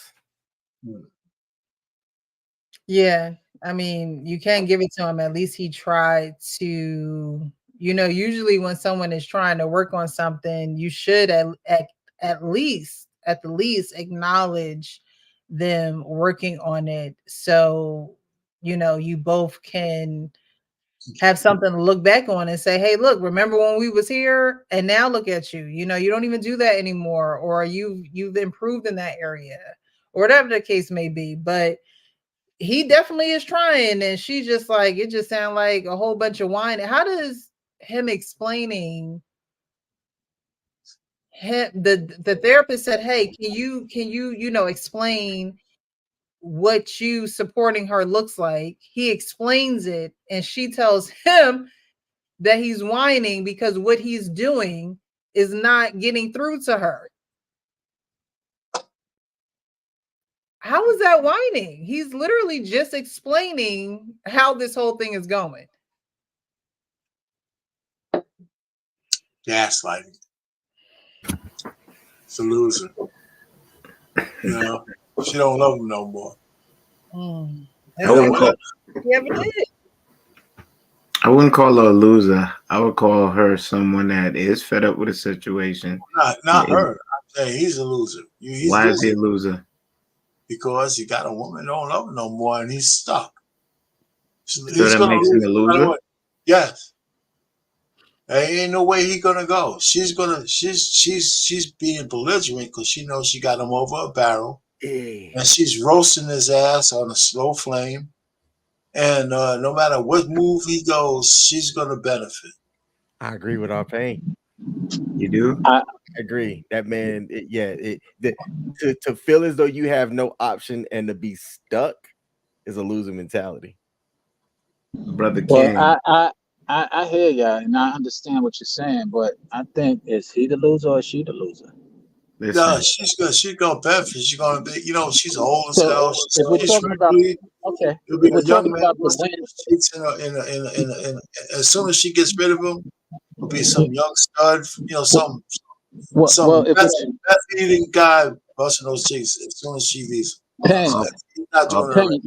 Pain, if we're talking about losing as far as losing financially, which is a lot of Yeah. men's position, you're absolutely right. But I'm talking about losing in reference to if you have a good thing or not. He actually is losing a bad thing, if you ask me, because she is the issue. Yeah, she might win financially, but he will be rewarded if in fact he understands that it's not his loss, it's hers. Now, Sean, Sean, I agree with you, but when you're a certain age, your recovery time is gone. So if you're over 50, 60 years old and a chick, destroys your life, takes your money, and you're gonna have to try to rebuild at that age where you can barely do whatever you used to do, you're gonna die a horrible life. I guess You're I gonna can't die a believe that horrible because I guess I can't believe or understand that because I'm creative and I think the most valuable thing is being able to create life. because that's more important than any money you have gained. Without work, And you can without the energy to do the work. well, I mean, again, if you're creative, you understand how to get that work done. I mean, your point is valid. I think our positions is just different because I'm like, okay, I know I can always get more money. I know I can re-up. man, damn all that. A woman tried to destroy my peace. Sean, you said you grew up in the Jets. I'm throwing some Bolivian white in your car while you drive off. I'm gonna call police. I get rid of that problem real quick. Wait, what are you throwing in the car? That's my point. That's my point. That's why I'm like, is it a loss or is it a win? I'm like, yo, get rid of she gone. Now you have the liberty. F the money. The money ain't giving you peace of mind. Bolivian white. That's all you need to know, Precious. Throw some of that in the car and call police. That must be some drugs. Some You illegal. get out of all that financial responsibility quick. Play with me. What Michelle Obama said, when they go low, remix, I go low too. That's not what Michelle. Bolivian white. I said Put your remix. backseat. Hey man, chick got it. She's smuggling some Bolivian white. She's Exactly. She's You on saw Route Belly, 66. you had to drop a dime. Listen, you said 50, 60. Damn. You know God what you damn. said, RP? Situation like that, man. Her in that situation, man. That's crazy. Man, look, if that shoe went on her foot, that man sit there and made a statement like that, sound like she just whining, man. They would have called that man misogynist. They would have ripped him a new asshole if he did the same thing what she did to him. You can't put a price tag on your happiness, man. Your mental, you cannot put a price tag on it. So if you have to take that financial loss to get away from that woman, you do what you got to do. Because let me tell you, she's going to send you to an early grave. If he stays with that crazy ass heifer, she's going to send him to an early grave, man. Dealing with a woman like that. The way she's talking to him, just disrespectful. Hold on. Pain. I'm sorry. Hold on, dog. I know you want it. I'm sorry, bro. damn. I'm sorry. I was just trying to. You trying to treat me like you do your old lady or something, man. God damn. Jesus Christ. I'm not even married to your ugly ass. Right on. I don't understand, man. That much disrespect, man. That's just there ain't no goddamn way. Look, let me say this. If that man filed for divorce, I wouldn't fault that man. I wouldn't fault him at all to do something like that. Because, man, there's no way I could be with an unruly woman like that. I'm out. I'm out. Now, I may not divorce her because I still love him, and hopefully we will try to work this thing out, but I wouldn't be staying in the same residence. Ain't enough rooms in our house for the way that woman's talking for me to get away from her. Ain't enough rooms. I'm out. I'm gonna go get me an apartment. And I say, on the way I'm coming back, you gotta take this therapy serious. And we gotta get this shit. You gotta stop this disrespectful tone, this disrespectful ways, and how you think and how you moving. We can't do that. Because let me tell you, an unhinged man will put hands on her ass and may not end the way she wanted to. I'm just saying. Yeah, you could tell he was so I think that a man should have a lamb inside of him and a lion inside of him. You know, a man should know when to be, you know, meek and mild and composed of himself and things like that. But then sometimes the lion got to come out. And there are times where the lion should come out where you're standing your ground. You are not moving off of your square. You're very assertive on certain things. You're confident. You know what you want. You know, that's part of those lion traits. He has more of the lamb than the lion. And some men have more of the lion than the lamb. So that's what he was talking about. You know, you get a man who got 100% lion with no percentage of the lamb inside of him, you know, she's a goner, or her property is gone, or their property is gone, or somebody is getting hurt. Someone's doing bodily harm to themselves because they really want to punch her in the face, but they done punched the wall. So, you know, to me, she just doesn't seem like she wants to move forward with this man. And she's fed up. I wouldn't be surprised if she had another man that she was talking to or venting to, or, you know, going to get some type of stress relief. So I definitely agree with that, Hank, because a lot of men aren't going to put up living in hell. You know what I mean? They're not going to put up living in that type of environment. We were talking earlier about, you know, what does a wife give a man now that he's a husband? And a lot of that does come with a peaceful environment. You know, my mom was a stay-at-home mom at a point in our lives. She worked, but she was a stay-at-home mom as well. But one thing that she did cultivate in our home was a peaceful environment for my dad. So when he came in from working for corporate America and, you know, dealing with people who are racist and things like that, she was able to cultivate an environment where he didn't have to come home and fight her. You know, he didn't have to come home and, you know, have unruly children and things like that. She was able to cultivate that type of peace in the home. And walking into their home got to be like walking into a walk-in cooler. And somebody then took the emergency latch and you just stuck in there. I just couldn't imagine. And I can't imagine a man living in an environment like that.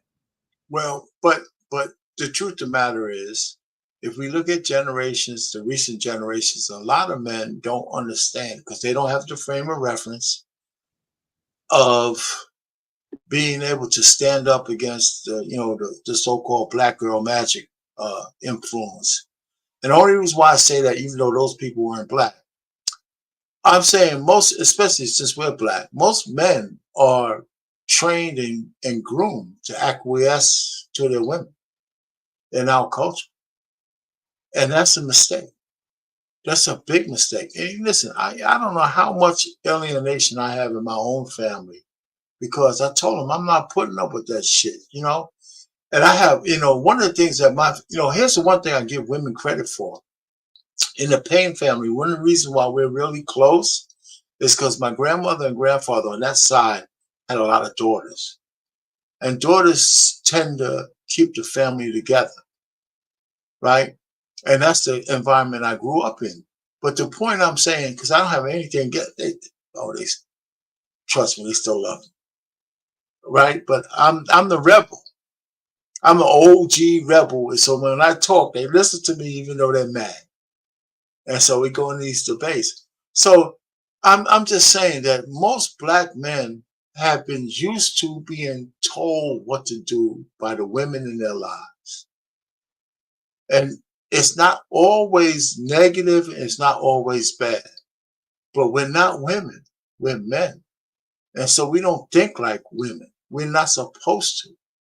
And so it's going to take women some time to really realize that, you know what, if we want to reclaim our rightful position as the apex predator in the nation, in nature, that's just going to have some growing pains. It's as simple as that. Not that you're going to get hurt, but you know what? Hey, man, just shut up. And that when men decide that the box is not the most important thing to them, there's going to be hell to pay. Period. You know, I mean, just read Isaiah 4, chapter 1. It's telling you where we're headed. And so, and I'm not that big of a religious guy, so I just throw out a Bible verse once in a while just to say that, you know, I read it, you know. But anyhow, so all I'm just trying to tell you guys, you know, I'm a man advocate. And what's been going on for us with the last 50, 60 years is a goddamn travesty. And you know, and there's a lot of brothers on these panels who are not in the red pill rage, because I'm not, that says, you know what, we need to start to reclaim our rightful position at the head of the family and everything else if we want to save our society. Because the women ain't supposed to be there. Not that they can't do shit and they can't be intelligent and lead stuff. No, that's not the point. But we don't need the chaos in our you know. So I sound like a misogynist, and thank God, you know, because misandry is much worse. So I'll just land it there. And you know, you know, I like this panel. I'm glad you let me up.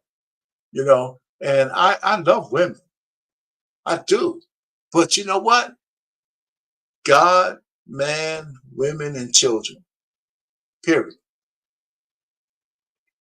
I heard that. I appreciate you for being here, Arpain. All right. Did everybody go on this? Kenny, did you go on this?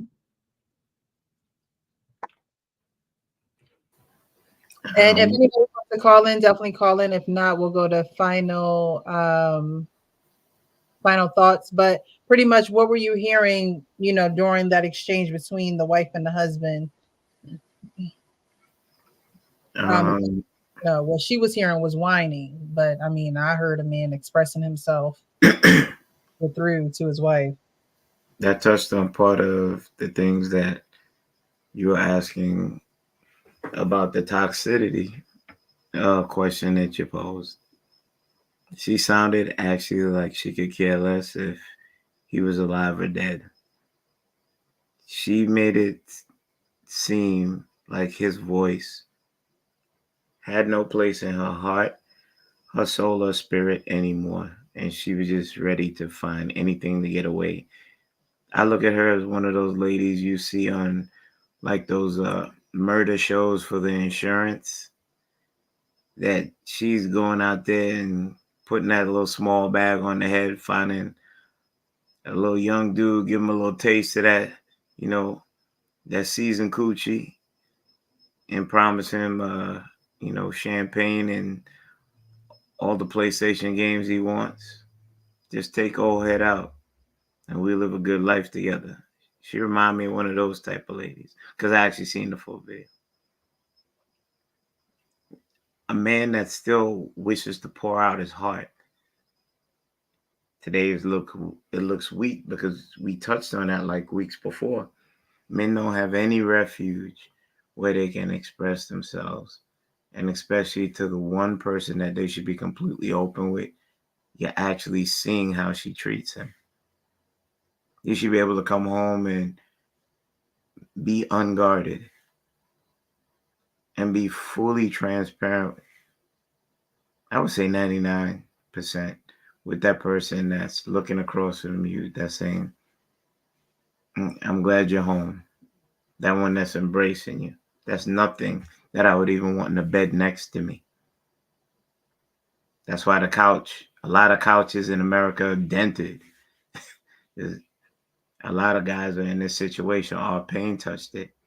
The financial investment is far too grave for said individuals to leave and being ruined living in a shelter. So guess what? They'll suffer in silence. Or whine in silence, as she would say. I digress right there. That's why I have to find this show, because after she said after the therapist asked her what she was hearing, and she said, well, honestly, it sounds like a whole bunch of whining, and then it cut off after that. But I want to know if the therapist even, held her accountable for that. Because if you're in a session where you're, opening it up and, the guy is being vulnerable, how is it that the receiving party of that information is like a stone cold wall? It's almost like this man literally ran into a brick wall. That she is not exhibiting what women should exhibit, and that is, we are receivers. And she was not trying to receive that man on any level whatsoever. Now, I wanted to ask you guys, their dynamic is, she looks like she is like Filipino, or Oriental. I don't know the correct, name. I think it's Oriental, right? She looks Oriental. And he clearly is a white man. No, not Oriental. That's Filipino. Filipino is fine. Oriental is derogatory, apparently. Oh God, forgive me. Okay. Oriental is things. Asian is, they corrected it. Asian is that's the right terminology. The diaspora, if for them. Got you, Asian. And he looks like he's a white man. Do you think, because of that dynamic, I've definitely heard that Asian women are very like domineering or very aggressive. Have you guys heard that as well, or no?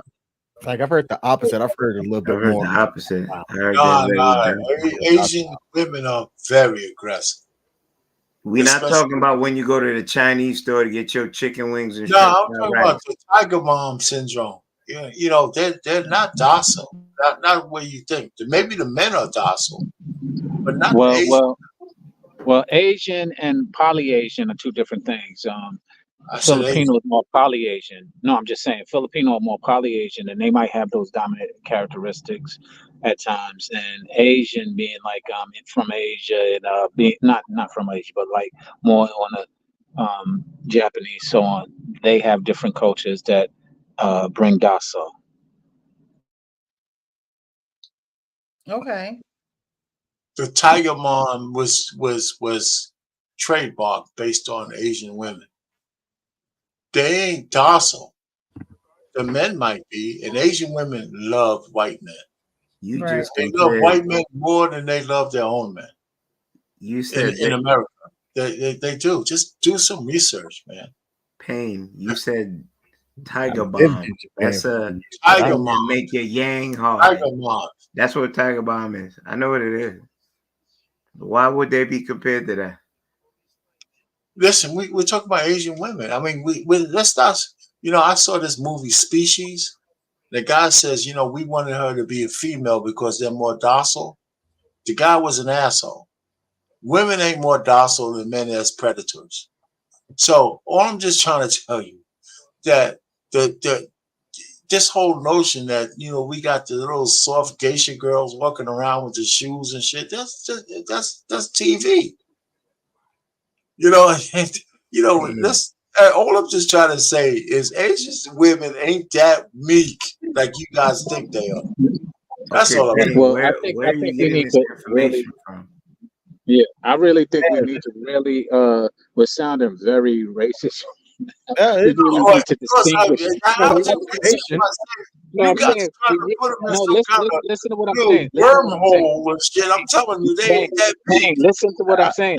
The reason why I'm saying is you're specifically sounding that way because you're not distinguishing the different character, the different cultures. Because Okay. Japanese, for example, is where Gishi is, where the woman that you was just describing come Yeah, from. you're right. You're right. You're absolutely right. I agree. Okay, so I'm wrong because I call them geishas, but no, they're not that meek either. So all I'm just trying to say, they got a point. All I'm just trying to say, you guys are trying to paint the Asian women as some kind of meek, mild kind of thing. Just give me my Chinese food and it's all over. That's bullshit. That's not what I said. All I'm saying, and I'll say it again, it sounded very crazy because I live in a place where there's a lot of different distinctions of Asian / poly-Asian, which is in California. So you have Japanese, Chinese, Cantonese, you have Taiwan, you have Filipino, and you have the Islanders, which is more like the the Samoans, etc. Trying to say they all want white men. They want That white too men is not to true. help. That's Okay, not. so That is exactly true. Arpain, OG, you can help me with this. When you start your diatribes like that, say "in my opinion." Well, everything I say is in my opinion. Okay, there we go. For the copyright gods, it's all in my opinion, and I'm right. Because I would You know what? But challenge you're right, Kenny. I agree with you. In my opinion. Okay, so I would challenge that because I know in those households they're more meek and they're trained to know how to take care of a man. They're trained to not raise their voice, and this is stat proven. I could bring it around because I know we're on the same pages with King Talk. But on a whole, if you wanted to do the percentages, no, those are not, the majority of them are not toxic women. They're Can I very say something to docile. you? Can I say? I never use the course word you toxic. can. Let me just say this to you, Kenny. The most powerful women are the meek ones. The most powerful women who understand men are the meek ones. They get everything they want by doing exactly what you said. That's what black women don't understand. The power is not in being loud and boisterous and crazy. The power is using your femininity as the power that God gave you. And a lot of women don't understand that. And so what I'm saying, especially black women, it's unfortunate because if you want real power, use your femininity for good, and you change the goddamn world. You know, I'll end it there. We can say what we want to say, but the Asian women know that femininity gets the men to do what they need them to do because they give the men, they stroke their egos and they don't blow it. And because it's a small price for them to pay for the men to give them what they want. I think so we can get the final thoughts real quick. I think we could split the block on this. Yeah, of course. I'm not, you know what? I'm just talking, man. That's how I see it. But you see it your way. You corrected me in my humble 65-year-old on the other side of the Rubicon opinion. I'm having, you know what? Thank you, Precious. I'm having a good time up here. You know what? Everybody in the chat, everybody forgive me. I just have a good time on this. Arpain, is that sweatshirt you? Yes, and my wife. Dude, we got matching ones. That's dope. Yeah. We went to a restaurant with both of these on. We got a free piece of cake.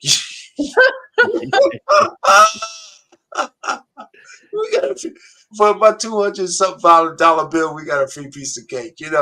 Power to the people.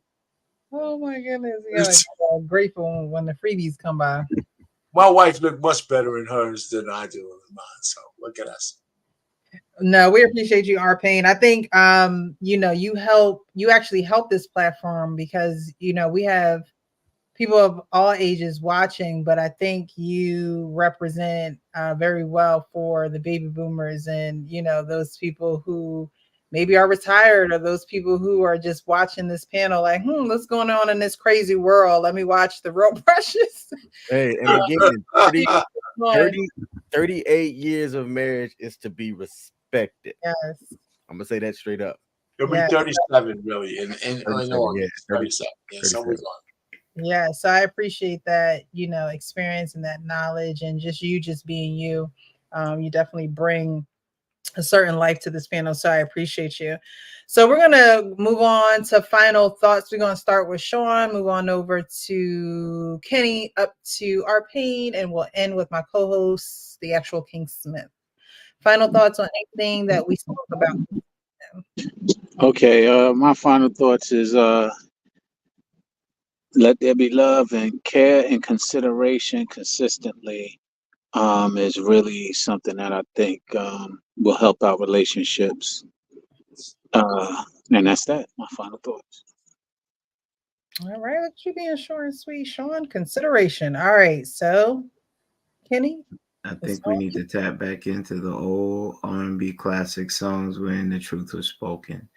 I tap into Marvin Gaye, Only Love Can Conquer Hate. We've got to find a way. And we have these discussions. There will always be a new air that is introduced to this channel and the beautiful souls that on this panel. And hopefully that reverberates throughout the ethos and helps somebody out there. I digress. Thank yes. you. I'm sorry. Go ahead, Precious. Thanks, Kenny. Go ahead, Arpane. Listen, I have fun when I come up here, and I don't want to disrespect the platform. But there's a couple of things. We had a podcast about sexless marriages, and I had them in two categories: the sexual intimacy, but the most important category is general intimacy with your spouse. Do you touch each other? Do you kiss each other? Do you hold each other's hands? Do you say words of affirmation? Do you, because that's the consistent thing that just lasts through the ages. But the sexual energy as you get older, it's going to change. Your wife goes through changes. You go through changes. You go all through those things. But do you actually always touch each other? Me and my wife, we have trouble. Like when they say don't go to sleep angry, right? You heard that before, right? Me and my wife, we try never to go to sleep without touching each other at least once, kissing, holding, and hugging. And I told some people on the panel, it's my last joke, she's got permanent handprints on her ass because I always grab. I tell her, I says, listen, you know what? If I ever grab your butt in public, it's only because it's a reflex action and it's so prominent. You know what I'm saying? I tell her this, so that's one of those kind of things that transcends your sexual energy for your wife. Even if you're not doing it all the time, it's your intimacy, your general intimacy with your spouse, your loved one, men or women. If you maintain that, there's always a path forward back to a healthy relationship. And that's all I'm saying. So these panels help me reflect, because I wasn't that smart when I was younger, but I give myself credit for making the right choices. You know what I'm saying? I didn't know what I was doing. And so, but these panels make me reflect. And let me tell you, I must end it here. All you people who want to be married or anything else, there's nothing wrong with reflection. Reflect. What were you thinking back in those days? And if you did some right choices, give yourself some credit and give God the glory for it, because I know my life is 100% based on divine intervention, because I tried everything to mess it up. I'll end it there. Thank you, Arpane. Passport bro villain said TMI, Mr. Payne. And it's funny listening to you talk. It reminds me of Tamala Mann and her husband. I forget his name. Tamala and I forget his name, but he said that she's the same way. Like she has a permanent handprint on her behind from him always touching her. He said he can't walk past her. He can't, and if he do and he don't touch her, she looking at him like, why didn't you touch my butt? Like, because that's something that he always does. I believe that when you're talking about touching and intimacy and things like that, I believe it's statistically proven that you should touch at least 7 times. You should have at least 7 types of touches, whether it's a hug, whether it's a kiss, whether it's a peck, whether it's sex, no matter, like, you should do it at least 7 times, because it does something for the man and the woman and just for the overall relationship. You want something that's going to draw you back to one another. And, for some people, it could just be, touching could be the start of that. So thank you, Arpain. I appreciate you. I need to tell you, I won't be around Monday because me and the wife are going to be going for the whole weekend. This weekend coming up, Friday to whatever. Mm-hmm. And we're going to be touching. You know what I'm saying? We're going to be touching. So I'll be back on Tuesday for everybody. I'm off the YouTube streets. We're going to shut it down. I'm not going to be online at all. Well, we're going to miss you. Enjoy yourself. Have fun. Don't worry about us. We'll be okay. You young kids have fun. All right. King, your final words, sir. Final thoughts. All right. I'm going to try not to jack this up, Kenny, but the final thoughts. Wait, did I just say Kenny? My bad. The word kerfluffle stood out. And the way I thought about it was like this. Over the age of 30, I started to realize that I cherished and valued a healthy relationship and tried my best to steer clear of any unnecessary kerfluffles, period, right? And what I would advise people is to not allow small, minor things to happen and you not address it right then and there because you don't either A, feel like you have the energy for it, or B, you're somebody that was conflict avoidant. I'm gonna raise my hand and say I was a conflict avoidant guy because I'm like, I don't want to deal with this right now. That was the wrong move. If you have a kerfluffle, deal with that shit immediately by doing what you feel like is best to handle that in your household. And I say strive to just ensure that your communication is clear and that you can have an understanding with whoever you're in a relationship with. I hope I use kerfluffle right. Kenneth, let me know. Yes. All right. That's all I have. Thank you. The actual King Smith. I appreciate you for rocking out with me, rocking out with us, dedicating your time. All you guys dedicating your time. Thank you. If you haven't, definitely hit that like button, share this live, subscribe to the channel so you guys know when we go live and when we drop different videos. I believe I'll be live this Wednesday with Lady Di. So check in. One more thing. To Kenneth, I'm sorry. Precious called you Kenny earlier. I don't know if you said Kenny, but if Kenneth, my bad, bro. I want to make sure that I say that. Kenny is fine. Okay. All right, man. Cool, man. I just want to be sure. What did I call you? Oh, you Kenny, Kenneth? Yeah, it's weird saying it. That's my dad's name, so it's weird to say the name because I call him Dad. So to say Kenneth is like, ooh. All right, Precious. Sorry. It's okay. I want to make sure that I said that. But I appreciate you guys for being here this evening. My final words would be a little bit similar to, I think, either actual King Smith said it or Arpain, but men definitely stand your ground. Stand your ground. We had 2 situations in the videos that we saw. We had a man who had a baby with a woman and then, moved on from that relationship and got with another woman. And I believe that situation could have gone a lot smoother if he was able to stand his ground, maybe set some, guidelines, perimeters, certain boundaries. And the second situation with the married couple where, the husband is trying to, in every instance, make his wife happy. Yet she looked like she the one running a relationship and he the one that's just being dragged through the mud.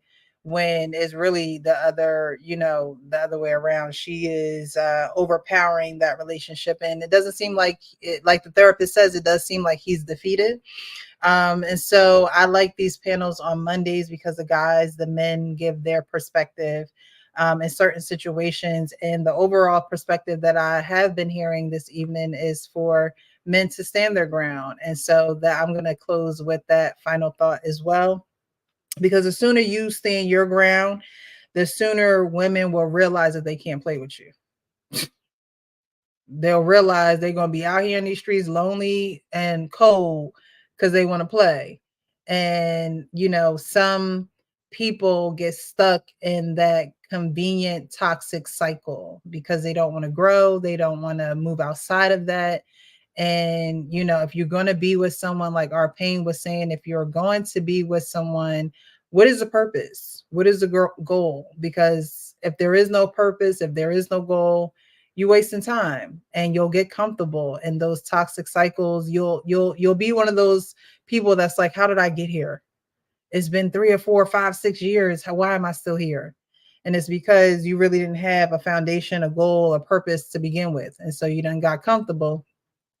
And look at you now. You're in a situation where you wish you could get out of.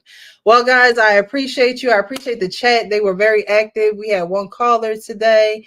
Definitely join us. Like I said, me and Lady Di, I believe we're going to be live this Wednesday. Definitely check our boards on YouTube or even our Instagram posts and stories. We definitely post in there if we're going to be going live or if we're going to cancel it. So I'll definitely let you guys know. Tomorrow I'm supposed to be on Illa's panel, Illosophical. So check me out on his channel tomorrow at 9 p.m. Eastern.